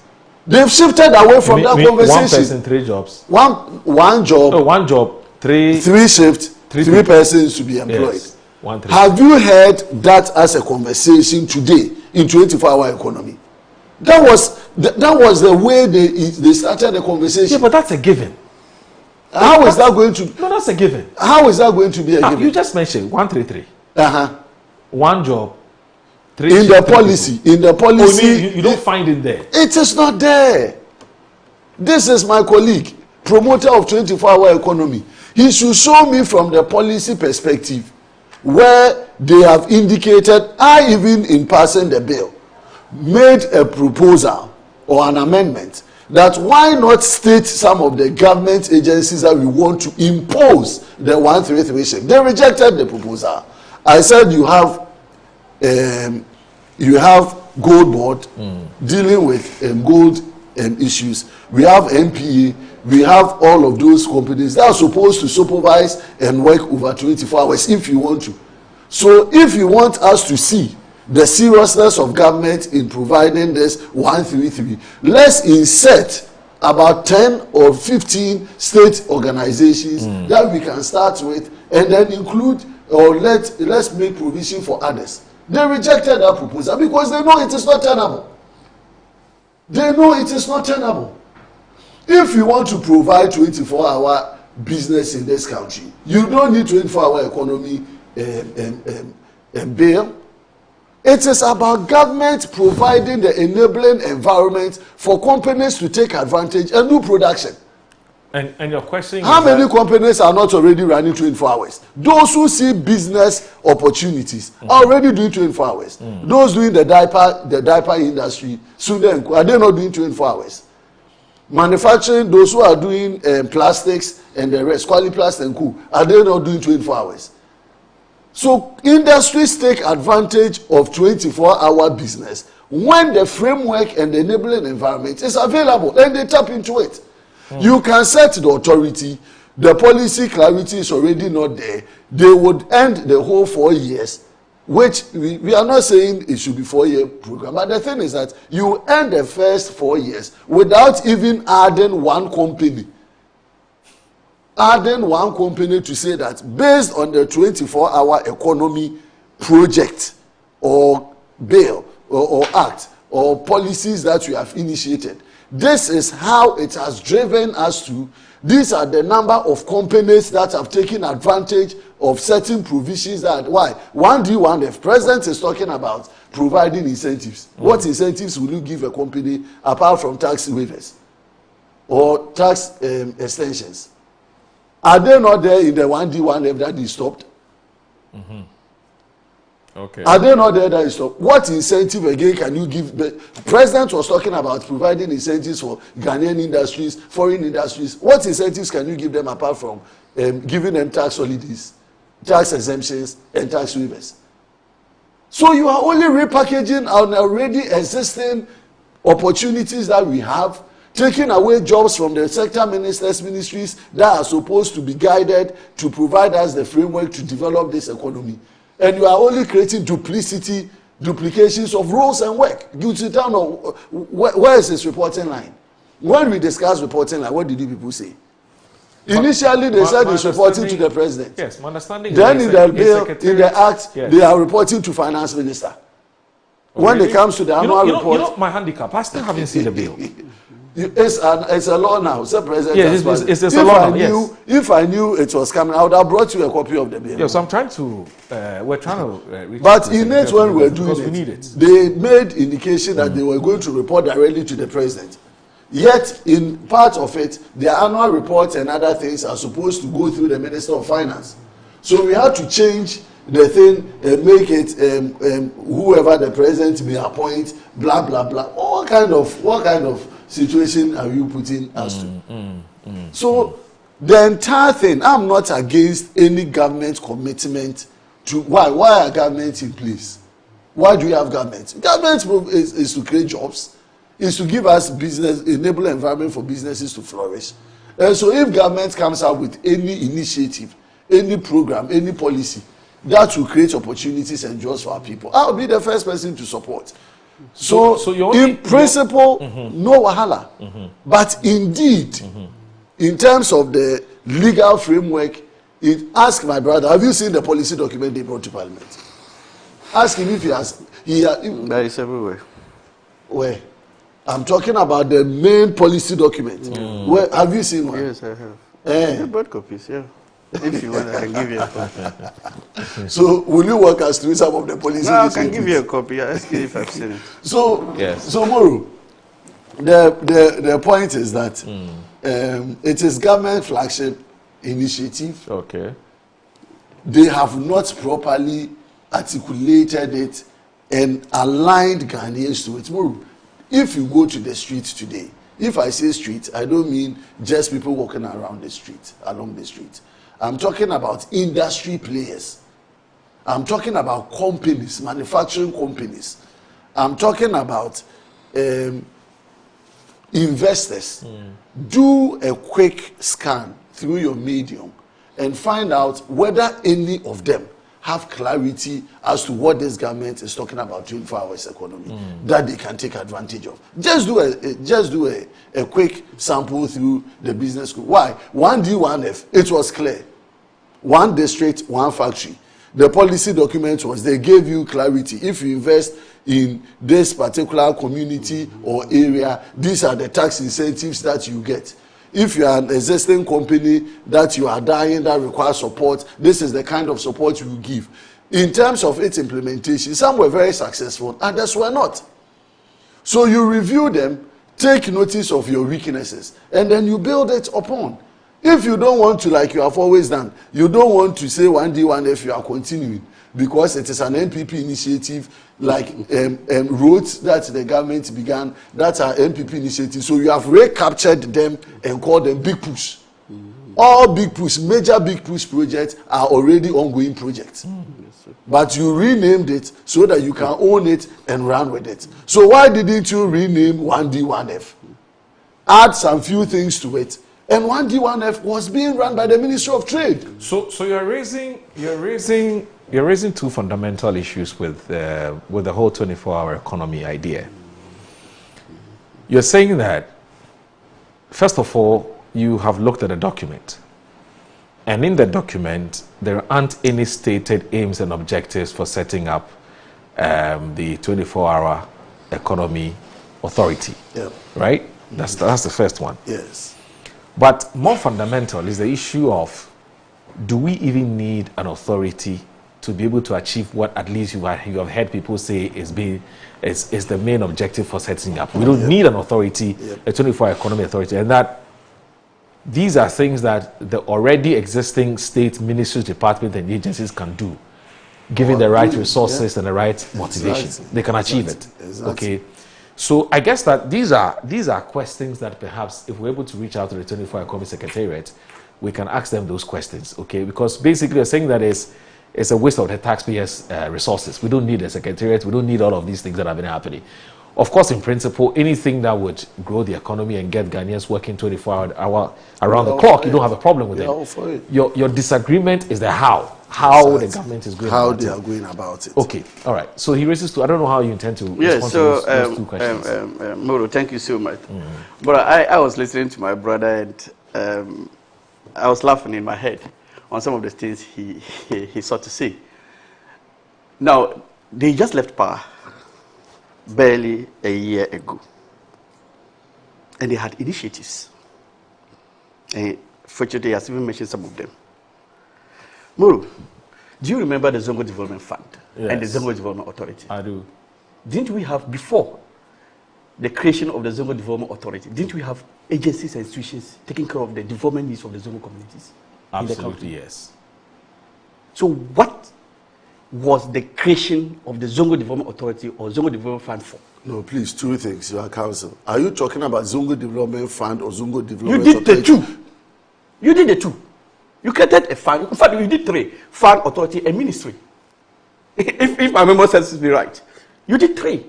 You created Zongo Development Fund, Zongo Development Authority, Zongo Development Ministry.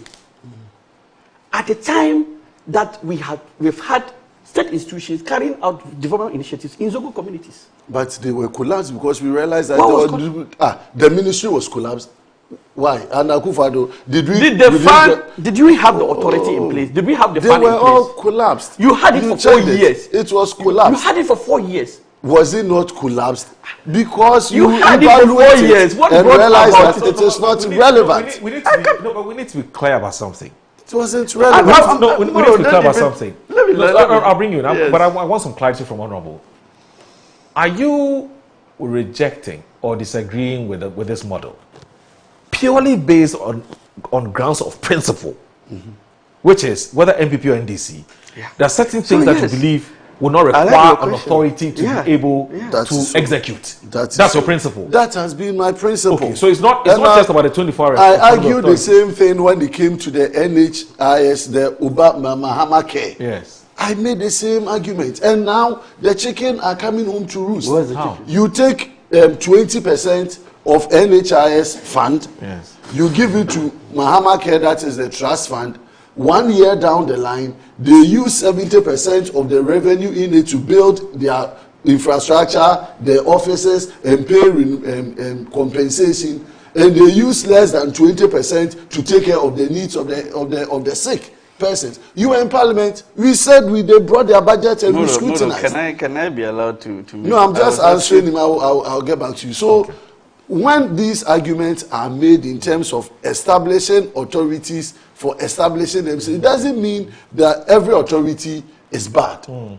But when the authorities' functions are already being performed, and if you talk about giving it a sharp focus, I have indicated that focus is even not there by the law or the bill that was passed, as well as the policy document. So you continue. Yeah, please go ahead. Thank you, Moro. So you see, it is not for nothing that we let governments to undertake development initiatives for the country, and that every government comes with its own style and way of doing this. When I just spoke about the Zongo Development one. Now, you remember free SHS. You understand? Yes. There was a whole secretariat. You were saying, we don't need a secretariat for 24-hour economy. Free SHS, there was already GES. No, he says he's against that too. He says he's against the setting up of a secretariat to do free SHS. No, but but that secretariat sat under the Ministry of Education. Free SHS. They sat under the Ministry of Education. So hold on. Are you saying that? He's not. What is MPP? He's defending it. Right? He's no principle. That's why he's here. No. Are you saying that secretariat you don't have any issue with? Because it was under the ministry. It was run by the Ministry of Education because it's their function. The 24-hour economy is under the Ministry of Finance. You just even said it. No. There's no. We check the law. Check the law. I said in the law. Yes. They said it will be the supervising. They will report directly to the president. And later in it, they made provision that some of the processes will go through the Ministry of Finance. That is another point. Hold it. No. And I said, and go back to the law that we passed. Even in that law, we now indicated, the law provided, that instead of even the Minister of Finance, we've deferred to anybody that the President will appoint. So if you go to the law as passed today, it doesn't say that the supervising ministry is Ministry of Finance. I gave a background to it. Where is the law putting free SHS secretariat under GS or the Ministry of Education? Where is the law? There's no law that plays it there. But because it is an educational project, it was the Ministry of Education that exercised it. I am telling you that when you had certain initiatives, one village, one dam, how Kunsun was in charge of one village, one dam. Don't we have the institutions that are supposed to take care of the building of dams in our constituencies and communities across the country? Did we have it before the onset of the Nana Addo administration?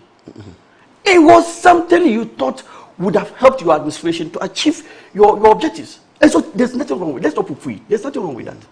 And so the creation of the 24-hour economy It's just like what you did in this. And you were talking about the 1D1F. You were saying that it was clear. You ran 1D1F for 8 years.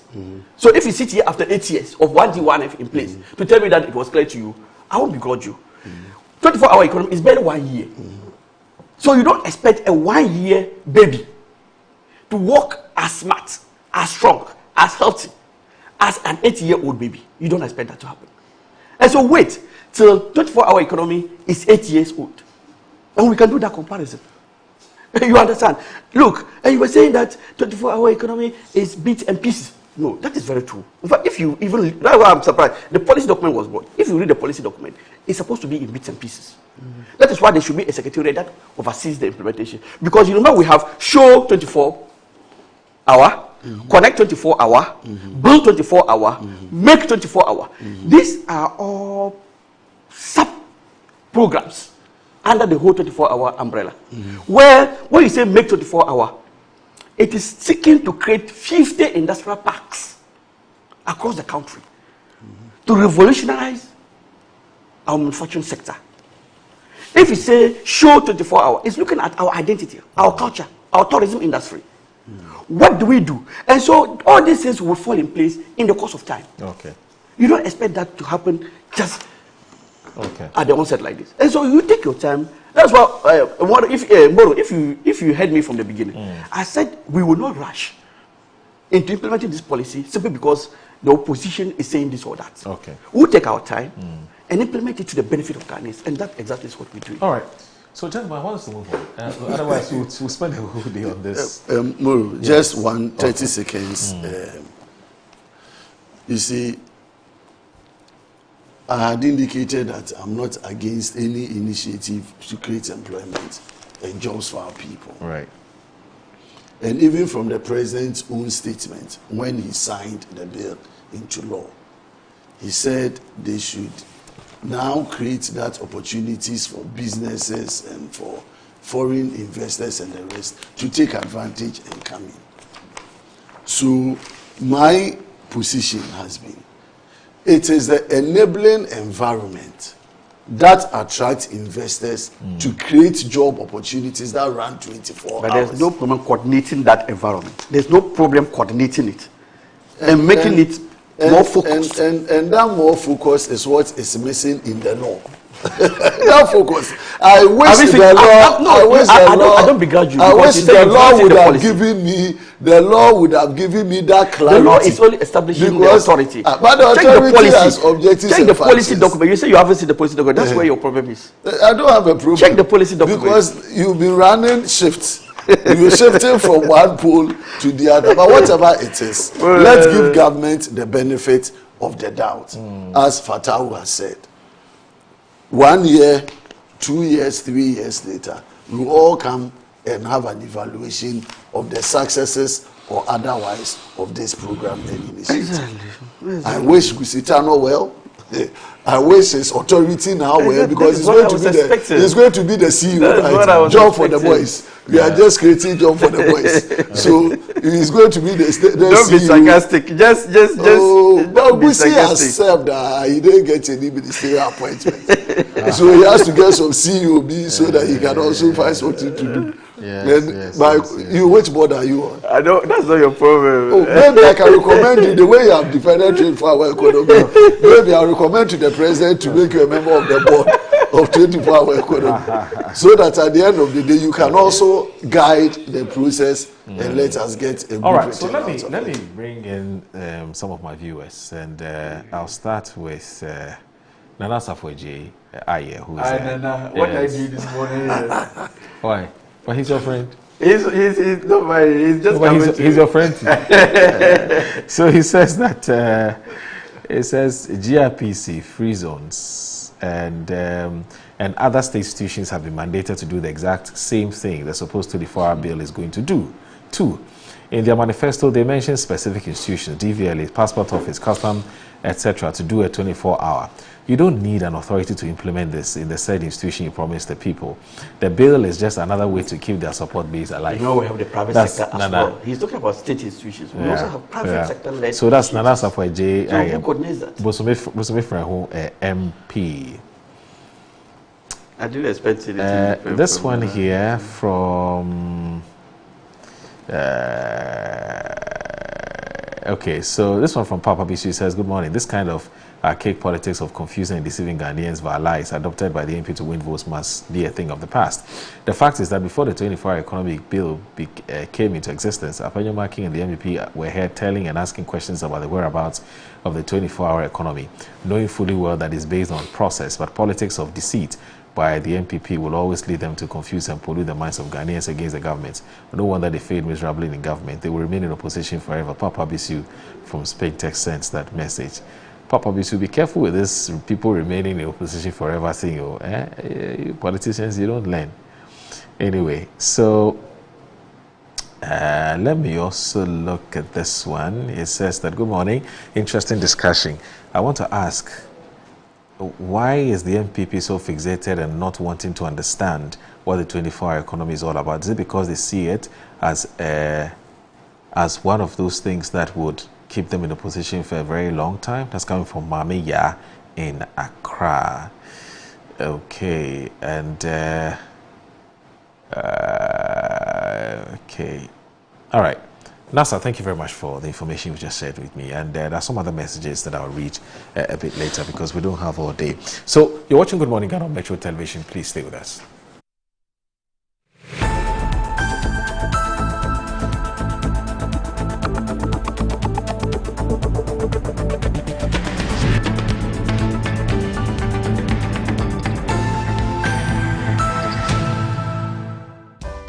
In my line of work, a confident smile is everything. Kel Chaco toothpaste keeps me on top of my game and ensures my smile is always radiant and bright. With the tiring nature of my job, we spend several hours under the scorching sun. To keep our teeth white and our breath fresh all the time, we use none other than Kel Chaco toothpaste. Kel Chaco toothpaste. You're on a Kessie and in a kit one. Samayo Kendini, who be here, Semetra Sapapadia to Amame Manfo, Kel Chaco's natural ingredients, and a bomb is so buying, a man is swing, and a sansu mama hoto so a will beg you. Kel Chaco toothpaste. Choose Kel Chaco toothpaste for anti-cavity, whiter teeth, and fresher breath all day. Available in 80 gram and 150 gram. Grab yours today. Kel. Happy Smile. This advert is FDA approved.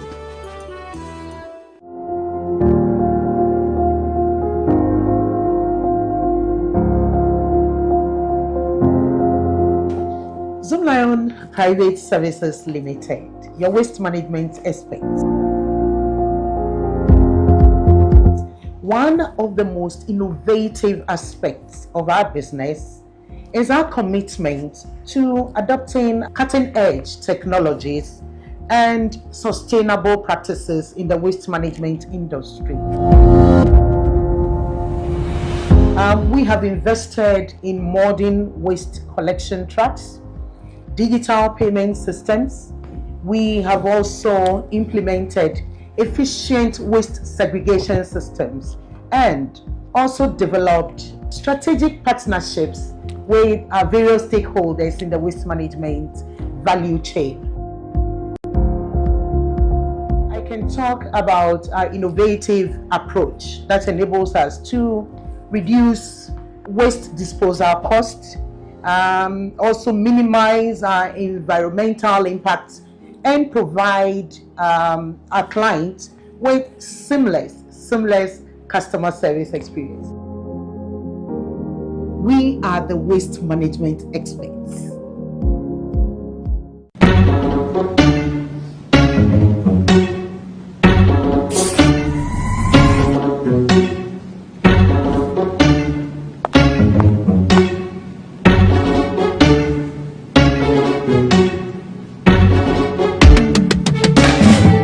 It's time to believe in you. We are changing, so should you. If you're dreaming, don't be afraid. I'm in the valleys. Keep your head up high. Got to dream with Puma drinks. Puma. Yeah, believe it, you can achieve. Puma. Oh yeah, clap your hands for the whole new vibe. Make we start the blessing vibe.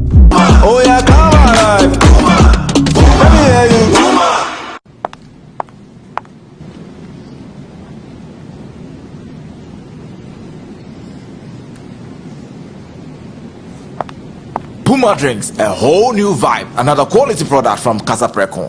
This advert is FDA approved.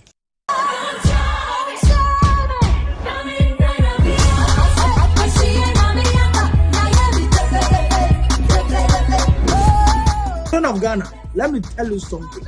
Something just came up. The program, which was coming on this Saturday, has been postponed. Kids in Worship has been postponed to the 6th of March, Independence Day, so that more children can have time. More children can join me, because that's Ghana's Freedom Day. And that is a day of my freedom as well. So on the 6th of March, 2026, I'll see you at the Children's Park instead of 21st February. It was supposed to be this Saturday, but it has been postponed to the 6th of March to make available, make more room for your friends and your brothers and your sisters and your mothers and your fathers, everybody to join you, so that we'll have a lot of fun. So the program has been postponed to 6th of March. Same venue, Children's Park. I can't wait to see you on Ghana's independence, the day I gained my freedom. I came back to you all children. Thank you for the love. And that means I'll be coming to your schools. I have more time to come to so many schools. So I'll see you soon in your school. I love you, Ghana. I love you, children. I love you, parents. And I love myself. God be the glory. God.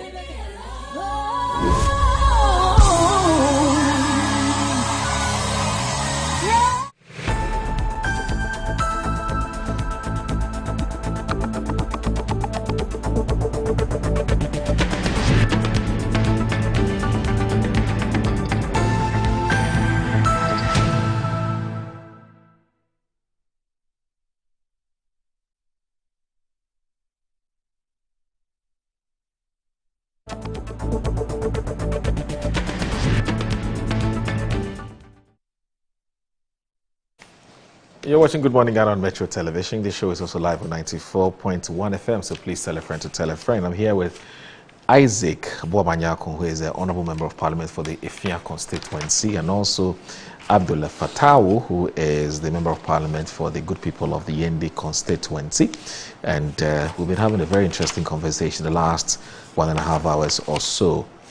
And I want us to move to some other issue that, in fact, it was big in the papers, it was all over in the papers yesterday, and I'm just lucky to have the two of you being lawyers as well. So yesterday, there was, it wasn't yesterday, it was actually on, so the papers reported it yesterday, but there was an issue that came up on Wednesday, I believe. That's when the Supreme Court made a ruling.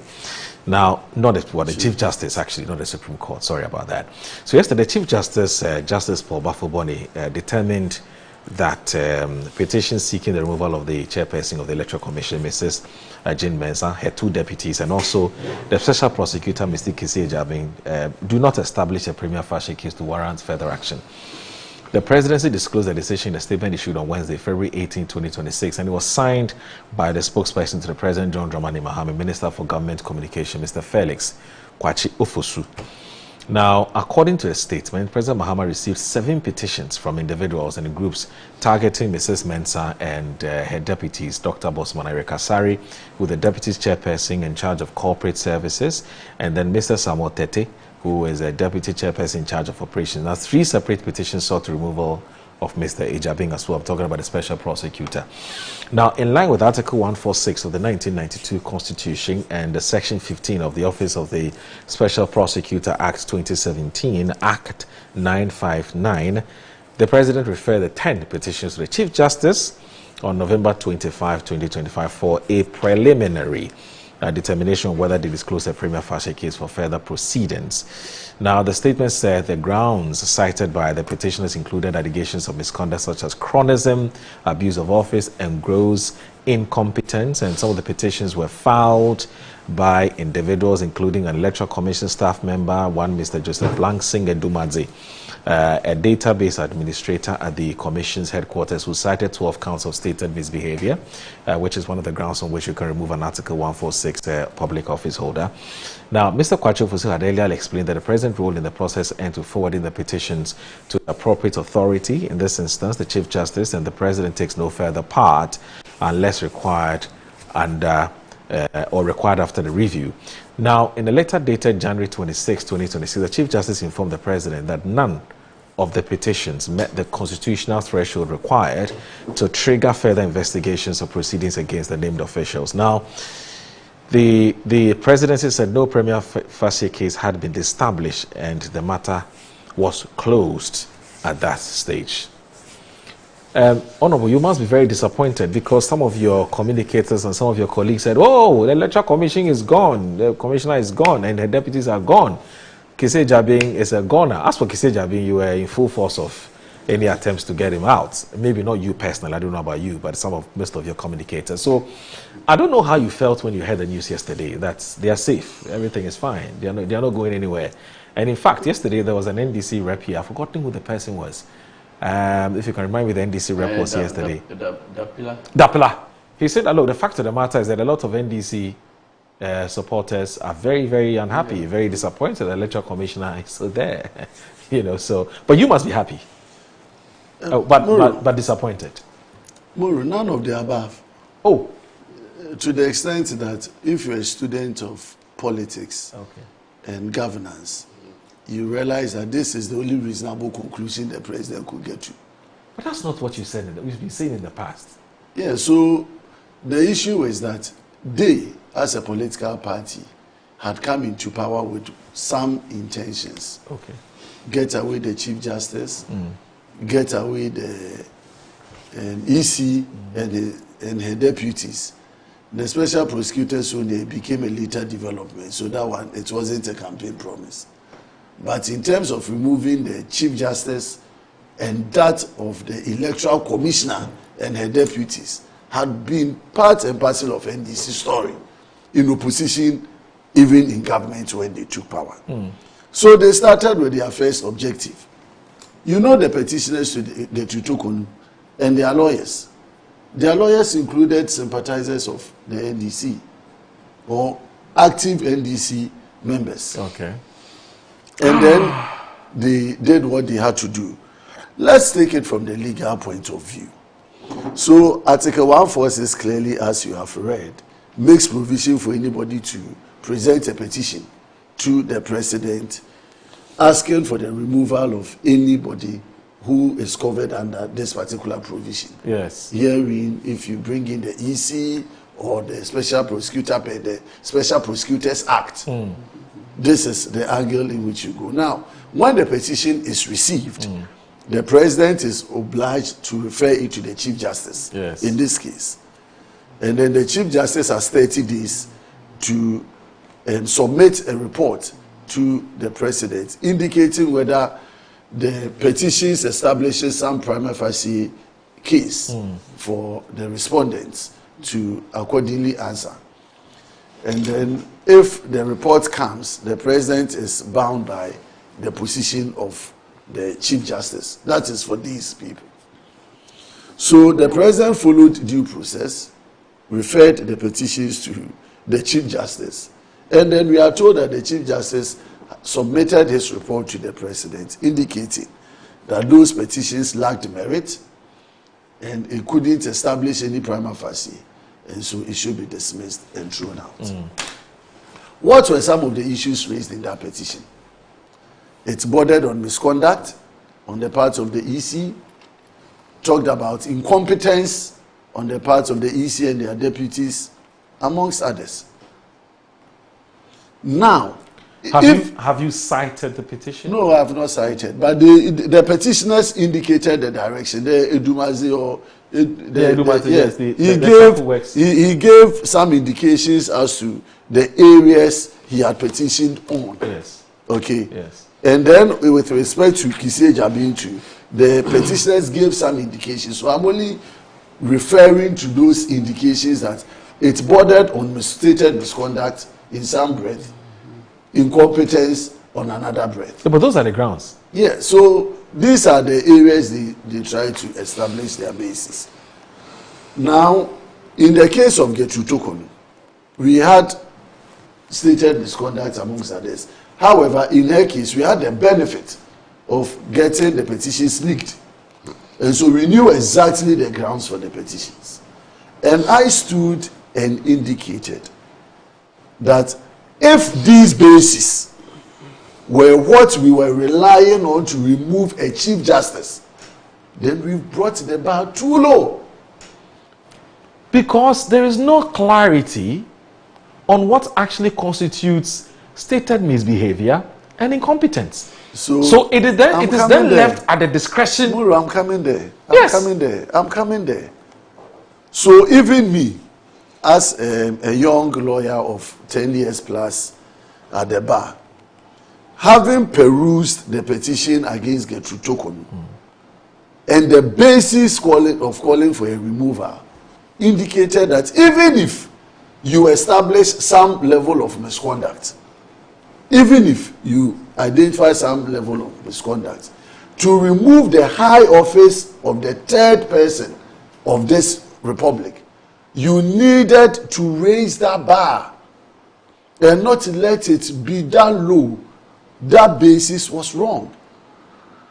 Now, you see, when the president referred the matter to the Gertrude's own to Council of State, you remember that one member of the Council of State, at least, former Chief Justice Sofa Akufu, had grounds to indicate that she did not believe that the grounds for establishing prima facie against Gertrude Tokonu on those bases were grounded.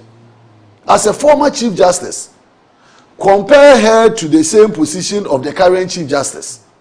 And remember, even Gertrude Tokonu has had benefit to also sit on some petitions, some dismissed and others established.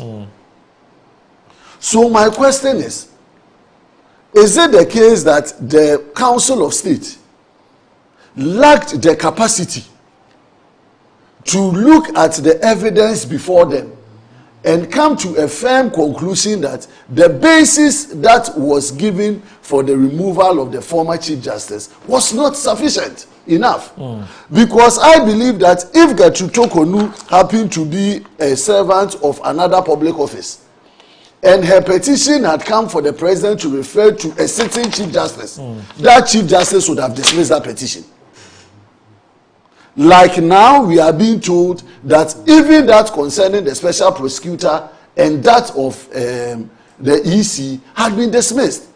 Because the basis from a pure judicial point of view, if you want to remove independent public office holders who are guaranteed by the Constitution, you need to be careful in not allowing whimsical, flimsy, vexatious basis to remove people in authority. But that's no, I understand. So yes, now yes, you see, Moro, yes, the disappointment is in the fact that if people have the presidential, the Constitutional Review Committee have done a lot of work in this area to broaden and all of that. But I'm saying that that opportunity that availed to the president and the Council of State to reach that conclusion that led to the removal of Gertrude Tokonu, based on what we have seen today, it is a hard one for any reasonable person, as I say, to accept. In the case of Charlotte Osei, what were some of the procurement breaches? Procurement breaches. Yes. Something that to today she disagrees with. Yes. But at the time, those who sat on the petition thought and felt that she had done something wrong, so she should go. So the point I'm trying to make is that for as long as there is no, there's for as long as there's some level of ambiguity as to what constitutes stated misbehavior and incompetence, anybody can take that's the point I'm trying to make. That's why I'm saying that it is for no reason that the Constitution provided that this determination should be done by people of higher reputation, either the Council of State or the Chief Justice. It is for good reason, so that they, at whatever forum they are in, would do justice to the facts before them. Right. And I'm saying that if the current Chief Justice had come to this conclusion, it doesn't mean that he didn't find some issues around the petition that were justifiable or not. But in removing people of that constitutional bodies, if you bring it in today, and I'm saying that if Gertrude Tokonu's petition had been the fact that Gertrude Tokonu served as a special prosecutor or as an EC, and the same petition has been brought, and the president had referred to a chief justice, including the current chief justice, I am of a firm belief that the chief justice would have reached the same conclusion, that there's no prima facie. So the next point is that the president, after removing Gertrude Tokonu, had an international backlash in terms of Ghana's ratings and ranking in Corruption Perception Index. Yeah, but Honorable, I'm saying that determination as to whether you are right or wrong has been tainted by bias or has been tainted by prejudice. Correct. And I say, now who caused them? Oh, it's the constitution lacuna. So that's it's a constitutional lacuna. So that's it. But we would also put the backstops with someone. And the fact that that's why nobody has challenged the president's right to go through that process, including what we are discussing now. But the judgment, the sanction that had been put on the reputation, someone who has served in this high office as a chief justice in the judicial service over how many years? And then her removal is based on such excuse, such reasons. Now, you have even lower bodies because you cannot equate EC's role to that of a chief justice. Constitutionally, the EC position is equivalent to Court of Appeal judge. Okay. That of special prosecutor is equivalent to a Court of Appeal judge. The chief justice is of Supreme Court, and even the head of the judiciary. So the standard should be higher. It is only unfortunate that the forum that led to a removal, which is the Council of State, that one sitting chief justice disagreed, tells you that the judges, the opportunity. So it tells me as a student of law and as a constitutional law student, that even when we have opportunity in Parliament, this basis of giving it to Council of State people should be reviewed. Okay. And set it to higher standards. Give it to 3 justices. Okay. Now in the case, it is the Chief Justice that does it. Now if it is against the Chief Justice, can we establish an independent body? Not the Council of State that is tainted with political representations.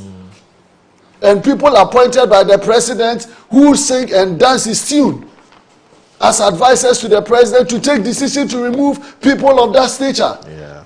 And these are the issues we are raising. Okay. And Chief Justice Tokonu is vindicated. People don't want to speak the truth. Okay. But I believe that if the issues, and I'm saying, even there should be, for transparency's sake, publication of the prima facie evidence against Gertrude Tokonu. Should be published. Should be published. For transparency, I will take a decision here. Who should publish it? The president, for the sake of... Tokonu she has a copy. Which one? Or she doesn't have a copy. Which one? Of the grounds upon which the prima facie. No. They don't publish it for her. They just said the prima facie has been established. She called for it. It was never given. Well, it has never been given anyway. Anything I may say, for accountability and transparency's sake, if you publish the Council of State prima facie and then put that of EC from the Chief Justice, you go see something for inside. Really? Get it published, Council. Let us call for the publication of this prima facie. At least the decision has been taken already. Honor, would you join him? Uncle. Well, that's his turn, so let him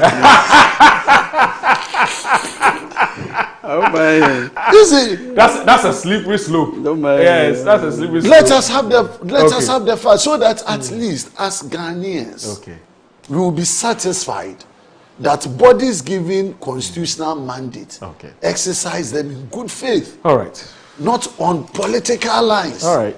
And I'm saying that the president, though I don't want to impugn on the fact that this was a presidential decision to the Chief Justice to do whatever it is. But when these petitions were brought, there were international concerns that government is trying to fight against bodies that are supposed to work against corruption, amongst others. So that if they had also secured the removal of these bodies, definitely Ghana's international public rating, Ghana's international public perspective would have been that we don't believe in good governance. Okay, let me bring in Abdul Fattah.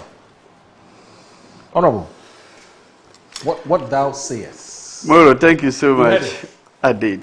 I heard him loud and clear. And let me start with his opening remarks.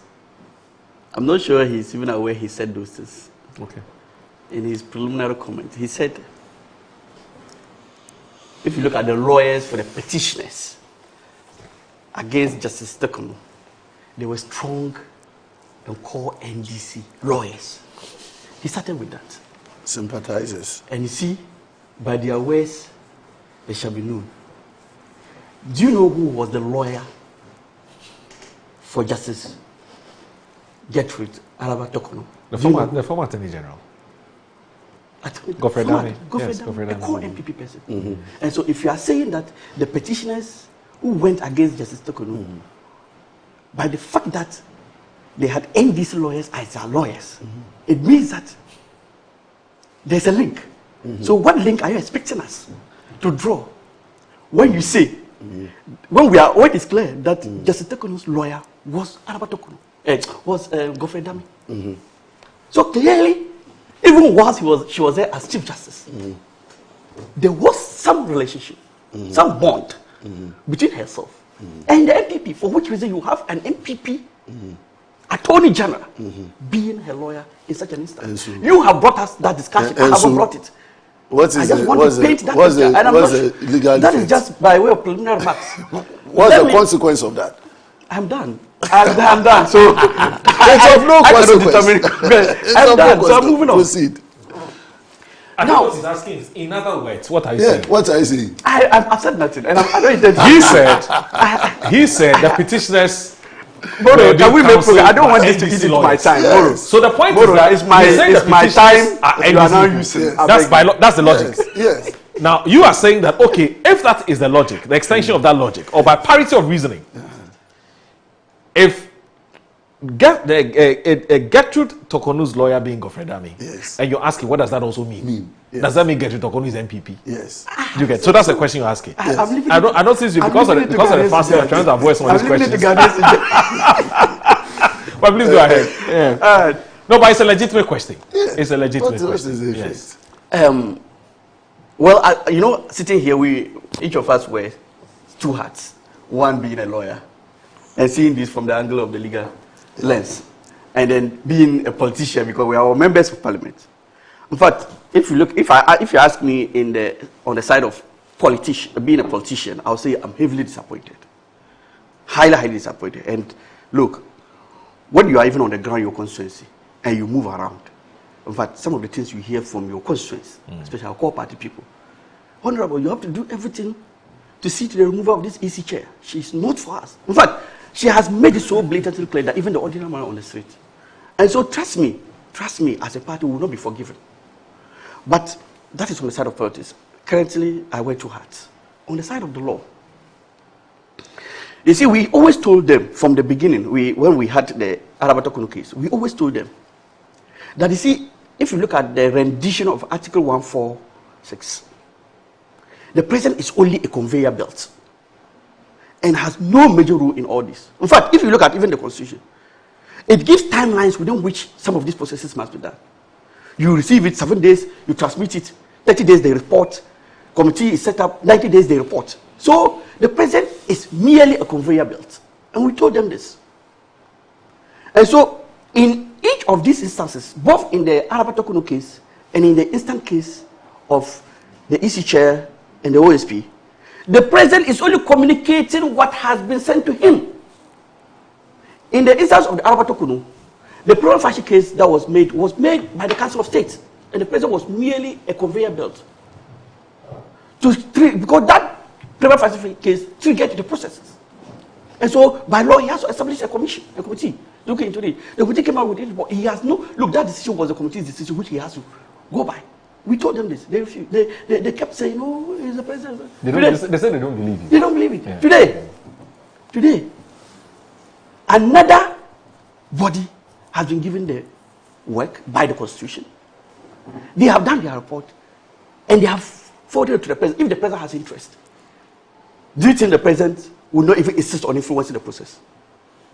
If truly, okay, no, I get where you're coming from. So the president is only conveying what has been brought to him in both instances, and so the current chief justice has come to the determination. So in essence, what you're saying is that if the MPP's accusation in the past is anything to go by, yes, and the accusation being that it is John Dramani Mahama and the NDC government that has taken Gertrude Dokonu out. That is it. So you're asking, if indeed that is the case, why isn't John Dramani Mahama, whose party has been baying for the blood of Charlotte Osei, Jean Mensah, why won't he also take her out? If it was not easy. That's the question. Yes. Answer is damage control. Then you cause the damage before you come to the control. I'll tell you that if you cause the first damage. If that's the case, you cause the first damage. So that's a very interesting question. Because you kept insisting that it was the president and his government that had taken her out. Yes. But that has been the position. And he started by saying remember the things they said. Because you know what? Interestingly, I said Nketia actually held. It did. Okay. That's what I was coming to. You remember? Yes. They were playing. In fact, they were showing us videos of what I said Nketia had said about Jean Mensah. About even the Chief Justice. Yes. At the time, there's another interview where he said Jean Mensah should not be there. She must go. All right. I'm not building it. Okay. You remember they were playing during the period that we had the Justice Alberto Kuno's issue. They were playing videos of what NPP and these leaders were talking about the need to get rid of Jean Mensah and how Alberto Kuno was being biased towards this. And they said those things were all what influenced the removal of Justice Alberto Kuno. Facts. Today, there are videos. There are videos that have Asile Nketia talking about the need to get rid of the EC chair, Jean Mensah. The process has started, gone through, and is completed without damage control.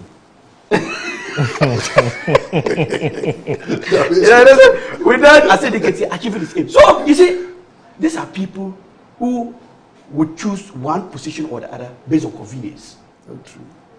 But we have told them that we are resetting the country. You see, there's a price to pay for resetting the country.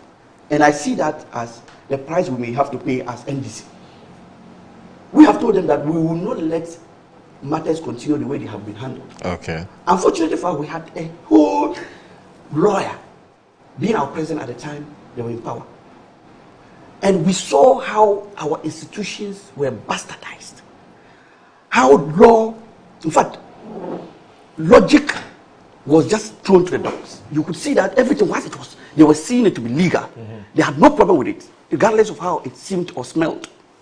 You understand? Yes. Today, I'm happy for the fact that at least this process started and ended under His Excellency John Dramani Mahama. And they have seen. And you know, when Alberto Kuno issue concluded, they were saying, oh, it was just the beginning. These people are starting it because the target is EC chair. And that they have done this. If you had started from EC chair, you never have gotten to Chief Justice. I remember. So you chose your first option, your biggest one. Now you've achieved the biggest one. I remember when... Honorable, your suspicion again was that the government wanted the CJ out. Yes. So that they can achieve the objective of removing the ECJ. It was clear. We were communicating it everywhere. And we asked what your evidence was. You said, no, you don't really have any evidence. Yes. But in fact, your evidence was more like let me tell you another disappointment. Let me tell you another thing they said. Now the opposite has happened.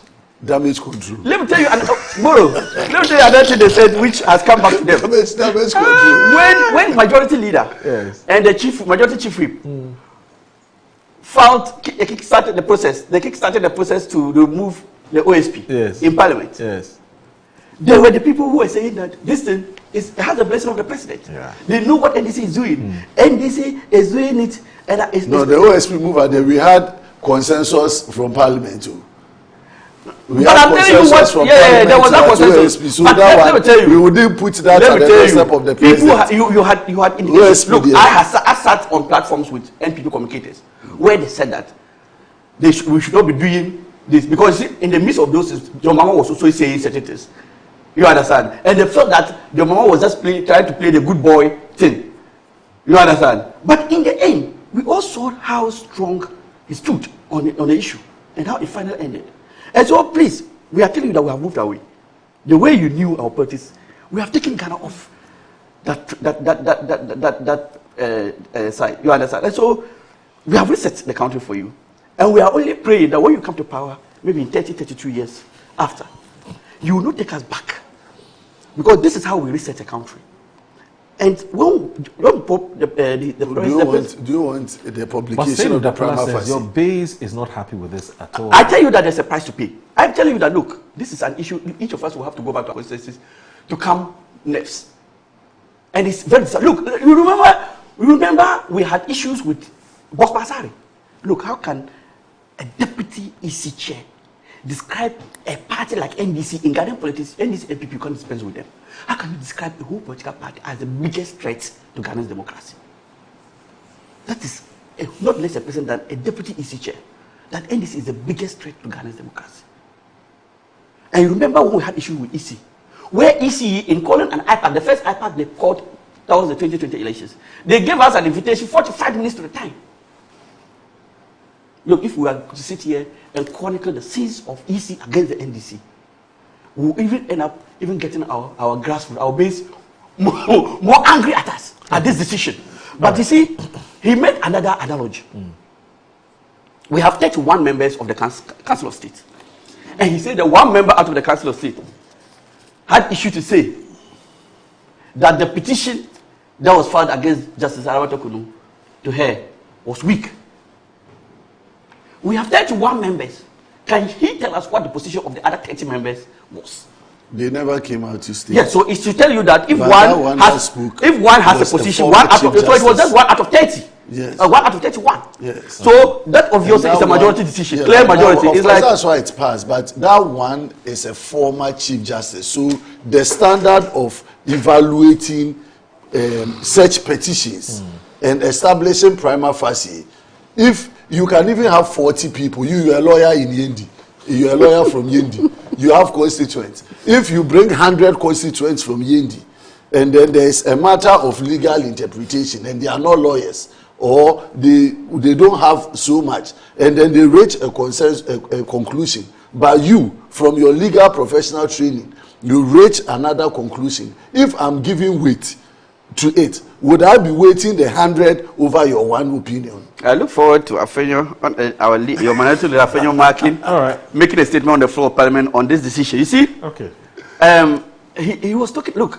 When even recently the current Chief Justice gave them an indication that he was coming to meet Parliament, they quickly Afenyo marking and quickly went. They even held a press conference, and he lambasted the Chief Justice. When was that? Prior to the Pandai decision. In fact, the day before the Pandai decision, or 2 days to the Pandai decision, you didn't know Afenyo Markin was holding a press conference. I think that was the press conference that he was holding, and he had to leave it and run to Bobonwe's house where you guys had gone and left him. He was chastising Justice Bafuboni 2 days to the Supreme Court decision on the Pandai one. That's what. A lot of things. In fact, he even said even the choice of Bafuboni, the way he came to power, was tainted. Look, but that was said before he was made the Chief Justice. And he said because of that, you are not available to meet him. You know, the Chief Justice they made a request to meet both sides of Parliament. That they were coming to meet us. Your people, your side, you called back. You said you were not ready to meet him. Afenyo did that press conference, and that you have questions. There are questions about how he came to power. I think we've moved on in accepting Justice Bafuboni as a legitimate. I'm talking about something you did as late as 2 weeks. No. I'm talking about something as late as 2 weeks. I said I'm unaware of it, but I can tell you with all certainty that as a political party, you haven't. Where is your leader? I'm speaking on no the wonder part you of didn't NPP. listen to him. No, hold it. No wonder you didn't. I will listen to him. Maybe because we were hit hard, I'm here speaking on your leader. I'm talking about your leader. I said I haven't heard it. That's your problem. No, unless you produce the. Moro, please confirm whether he did that press conference. And some of us were even worried for you. Give me a copy. Give me a copy of it's online. After market press conference. 2 days. Let's look at the date. Come here again. Look at the date. The Supreme Court gave his decision on the point. That was 2 days that day. And we're worried with you. We're worried for you. No, share with me. I will come back next week with you on this matter to discuss. But what I can give you the date. The date was no, you share the video with me. Because you don't have here, let's move on. Yes. So that's what I'm telling you. That so let me move on. I thought you see, finished. No, I'm almost landed. Don't worry, you don't have an issue. And he was talking about the lowering of bar in the case of Justice Arabatokono. But you see, the bar, he is not concerned about how the bar was in the case of Charlotte Osei, and I was happy that you brought that issue up. Okay. Can you tell us what the state of the bar, whether it was lowered or was kept that high in the case of Charlotte Osei? You are jubilating everywhere. Okay. No. You see, that is why I agree with this current the recommendation by the Constitutional Review Commission, which says we should find a way of tightening this thing. I think Article 146 is not helping us.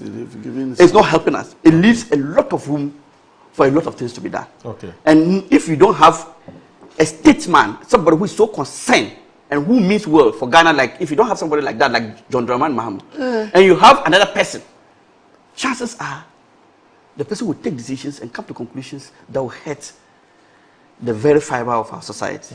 And so, Moro, we are hurt. All right. We are hurt that this decision is coming this way. Okay. You understand? And our base is actually very peeved. Okay. And we have to find a way to address this. But we are, we as core party members, we believe that the EC as it is presently constituted is not fit for purpose. Okay. It's unfortunate the Constitution, Article 146, is giving us only 3 legs to stand on in removing the EC chair. 1, incompetence. 2, stated misbehavior.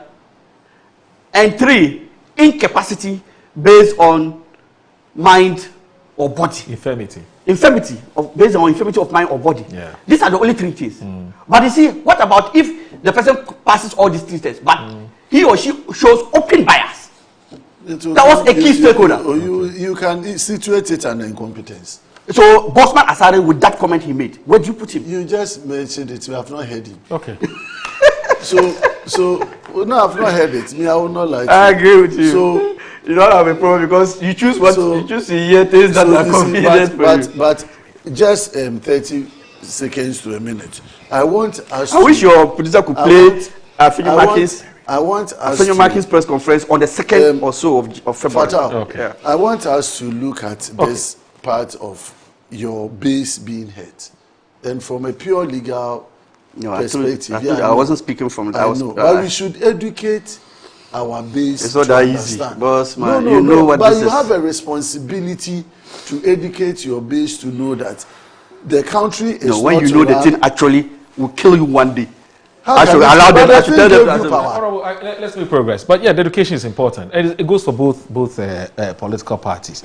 They must understand what is called the rule of law, and not read political meanings into everything. Both of you are guilty of this. So let's move on. Let's. But closely related today, and I think that you intimated that in your earlier submission when we raised the issue about what I call the sparing of the special prosecutor and the ECJ and their deputies, and you raised the issue about the CPI, CDD, CPI. You get a correlation. Now, the story is still in the same daily graphic, and it says that Dixon Walanyo Doche says that the Ghana Center for Democratic Development, CDD, has described President John Dramani Mahama's first day in office as one marked by strong reform signals and visible corrective steps, but cautioned that significant structural governance gaps remain. President is presenting its one-year assessment for the Mahama administration, the second coming in Accra today. The policy think tank characterized the administration's overall performance as mixed, citing progress in institutional recalibration while warning that implementation deficits and democratic vulnerabilities could undermine the broader reset agenda.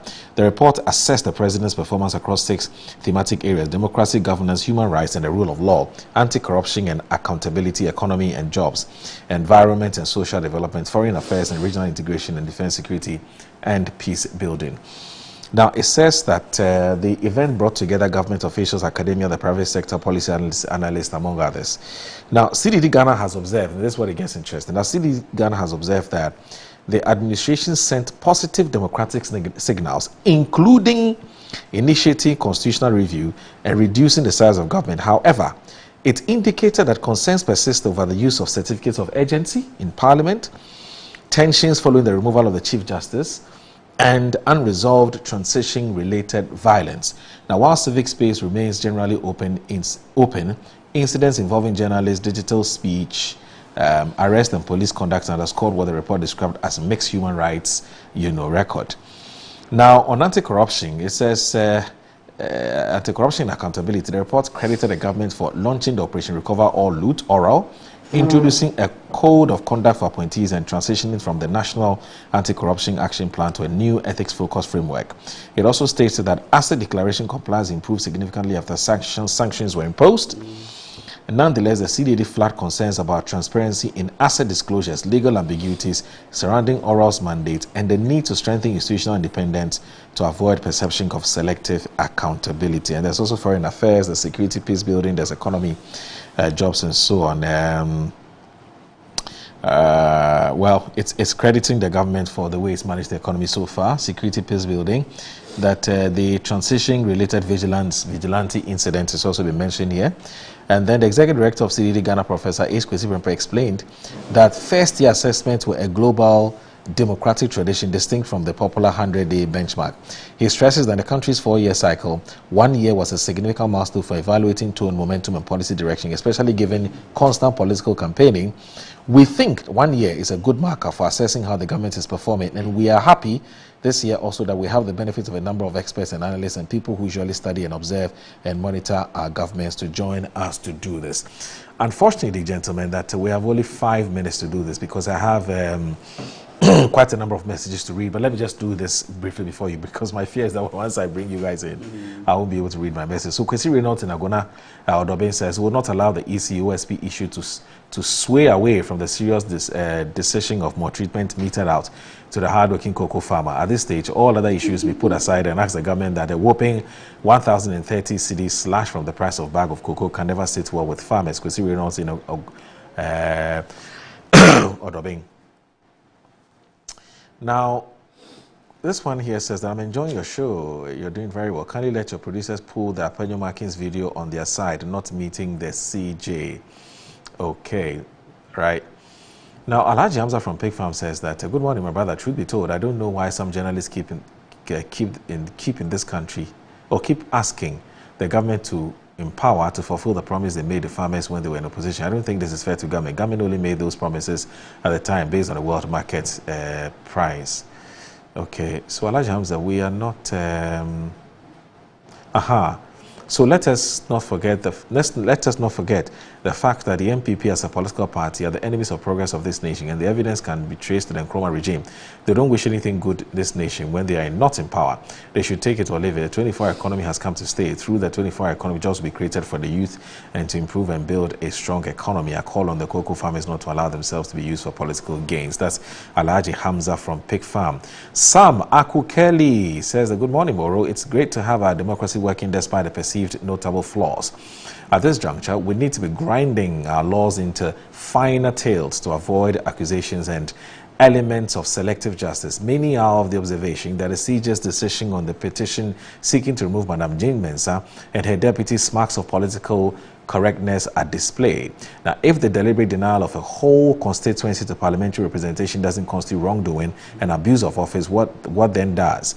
If we don't develop from the standards and use same to correct or remove people from office now, how do we punish another person or group of persons who indulge in same or similar things in office tomorrow without being accused of selective justice? Samuel Brian Boabeng says that, well, he says, Jean Mensah's IE, all be settings. I see. Oh, he sends me the story. Samuel Brian Boabeng says he sees that as a case of you scratch my back, I scratch your back. And he's sending me some online publications where it says 68% of Ghanaians approve of President Mohammed's performance despite cost of living. And then he sends me this one and says that Airbus scandal, OSP identifies Mahama as government official but cleared of any wrongdoing, all of that. He's crediting the IEA, and he says for him he suspects a case of scratch my back, you scratch my back, all be settings. Anyway, so this one, Kojo Tumbuafo, sends a message, and he says that, good morning, Moro. I really don't think you should allow Lawyer Boa Manyako to pretend like he doesn't know the law. The President of this Republic has no input or determination of otherwise whether a petition against the EC and her deputy constitutes a prima facie case that needs to be acted upon. It's the job of the CJ. That's what our Constitution says. I wholly disagree with his decision, and I pray that further petitions are submitted. Now, listening to Lawyer Boa Manyako, I'm very concerned that he's pretending like it is President Mahama who intervened in the matter. Ghanaians booted out the NPP to stop presidential interference in matters that the Constitution mandates for other arms of government to deal with. As a senior NDC member who has been a card-bearing member for 30 plus years, I would rather the EC chair and her deputy be booted out rather than the former CJ. For example, we have heard Bosman Asari say the NDC are the canker in political discourse in this country. He has no business being a referee in elections. Tafai Namarahian says, good morning, Audu. My question this morning is this. Is the Chief Justice saying that the EC bosses who deliberately deny people of SAR representation in Parliament for years haven't committed any crime? I have lots of respect for the Chief Justice, but here we didn't consider the violation of the constitutional rights of the people of SAR. Tafai Namarahian has sensed that. Alhaji Sawari, he says that it's baffling that the cocoa mess the MPP created is now being used as their trump card for political relevance and a supposed comeback in 2028. Ghanaians are watching. They are not fools. They are not fools, so... And then let me guess that I'd have to end with this. So, Niyama says that there's no correlation between the Ghana's performance or scores with the CPI and the removal of the CJ. None. If anyone said there is, let the person prove it. How is the removal of the CJ through legal process stipulated in our constitution contribute to CPI performance? I'm confused. Somebody should tell me. That's Niyama. JC Boakun, who is a political marketing expert, says, looking at it from my professional marketing perspective as an expert, these petitions are politically motivated to serve the interests of the ruling government. More than 7 people have written petitions, including Lawyer Martin, people who should know better because he has a personal banter with Kisi Ejabeng. We in the MPP are focused on building. I thought you were a political marketing expert. You're not talking about we in the MPP. Unbelievable. JC Boakun. Anyway, we in the MPP are focused on building our party and calling for unity for a stronger 2028 to elect Dr. Bawumia as president of Ghana. JC Boakun, political marketing expert. I'm not saying you can't be an expert in the MPP. I'm just saying there's the way you constantly send us message and say you are a political marketing expert. I didn't know you were a hardcore MPP member. Anyway, so let me... okay, so it's baffling that the cocoa mess the MPP created is now being used as the trump card for political relevance and a supposed comeback in 2028. Ghanaians are watching. They are smart. Oh, I guess that I've looked at this already. So Al-Hassan Sisi is what I'll end with. It says that from Zenu Central, is a CJ telling us that the denial of the good people of SAL representative was a good one and constitutional. With that decision alone, Jean Mensah and her deputy have done injustice to SAL constituents, and that is constitutional dictatorship in the Nana Akufo-Addo regime. And that's from Al-Hassan Sisi from Zenu. Now, Reverend Tim Fojo, who is there, is MP for South. Okay. Now, he says, he showed me a video of some government appointees, recreating, let me put it that way. I think it was had to do with the yesterday's program. It's some women, agenda something, some event like that. The Ethiopia dance. No, I don't know about Ethiopia dance. Now, yes, a government event actually at the Jubilee. At Jubilee. The Ethiopia dance. What's the name of the conference again? Good, Women in Government Conference. Thank you very much. With the Ethiopia dance. Well, so he sends a message. So Reverend Sim Fojo sends a message. This is what he says. He says that barely days after 8 Ghanaian tomato traders were killed in a gory terrorist attack in Burkina Faso, and the injured fighting for their lives, while cocoa farmers across the country are grieving the cruel cuts in cocoa price, Jubilee House chose jubilation over mourning. They are happy. That's really disappointing and heartbreaking. This is shameful. When NDC ministers and functionaries... Hold on a second. It says when NDC ministers and functionaries died in plane crash, these traders and farmers joined Jubilee House and the entire nation in mourning. Rather sadly, even after the government failed to repatriate the bodies of victims from Burkina Faso to their respective families for dignified burial, they further failed to mourn them, but rather chose to jubilate. It says insensitive government. But we can get us our $4 million US, which was supposed to be used for the okay. Down.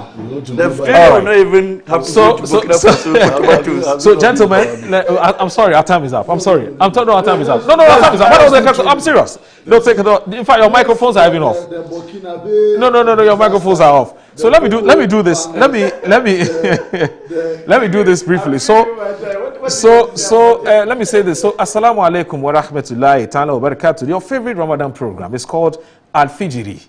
Is back on Metro Television. You've been calling for it, you've been yearning for it, is back. And so join Imam Abbas Abdul Karim this and every day from 4 a.m. to 5 a.m. So watch this video. Season from the first day to the last day of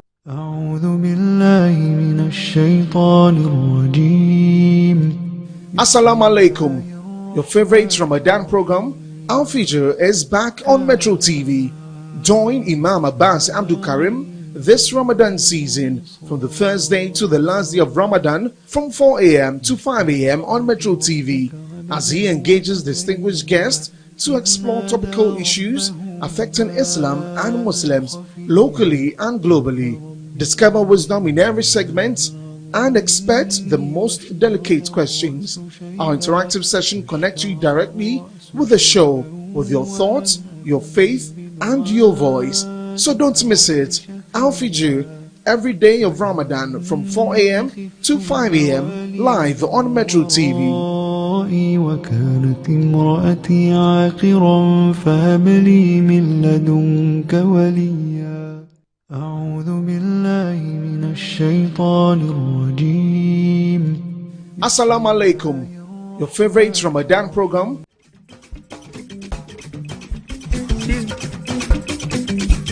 Láàrin tí tó mùsùlùmí ẹ̀dẹ̀dẹ̀ lẹ́kẹ̀jẹ̀ wò lọ́sàn Ramadan ojú mi ti rí lọ́sàn Ramadan wọ́n gbóúnjẹ wá mi ò nílé jẹ wọ́n gbómi wá mi ò nílé mu ọ́ àgbà tó lómi inú kí n pariwo.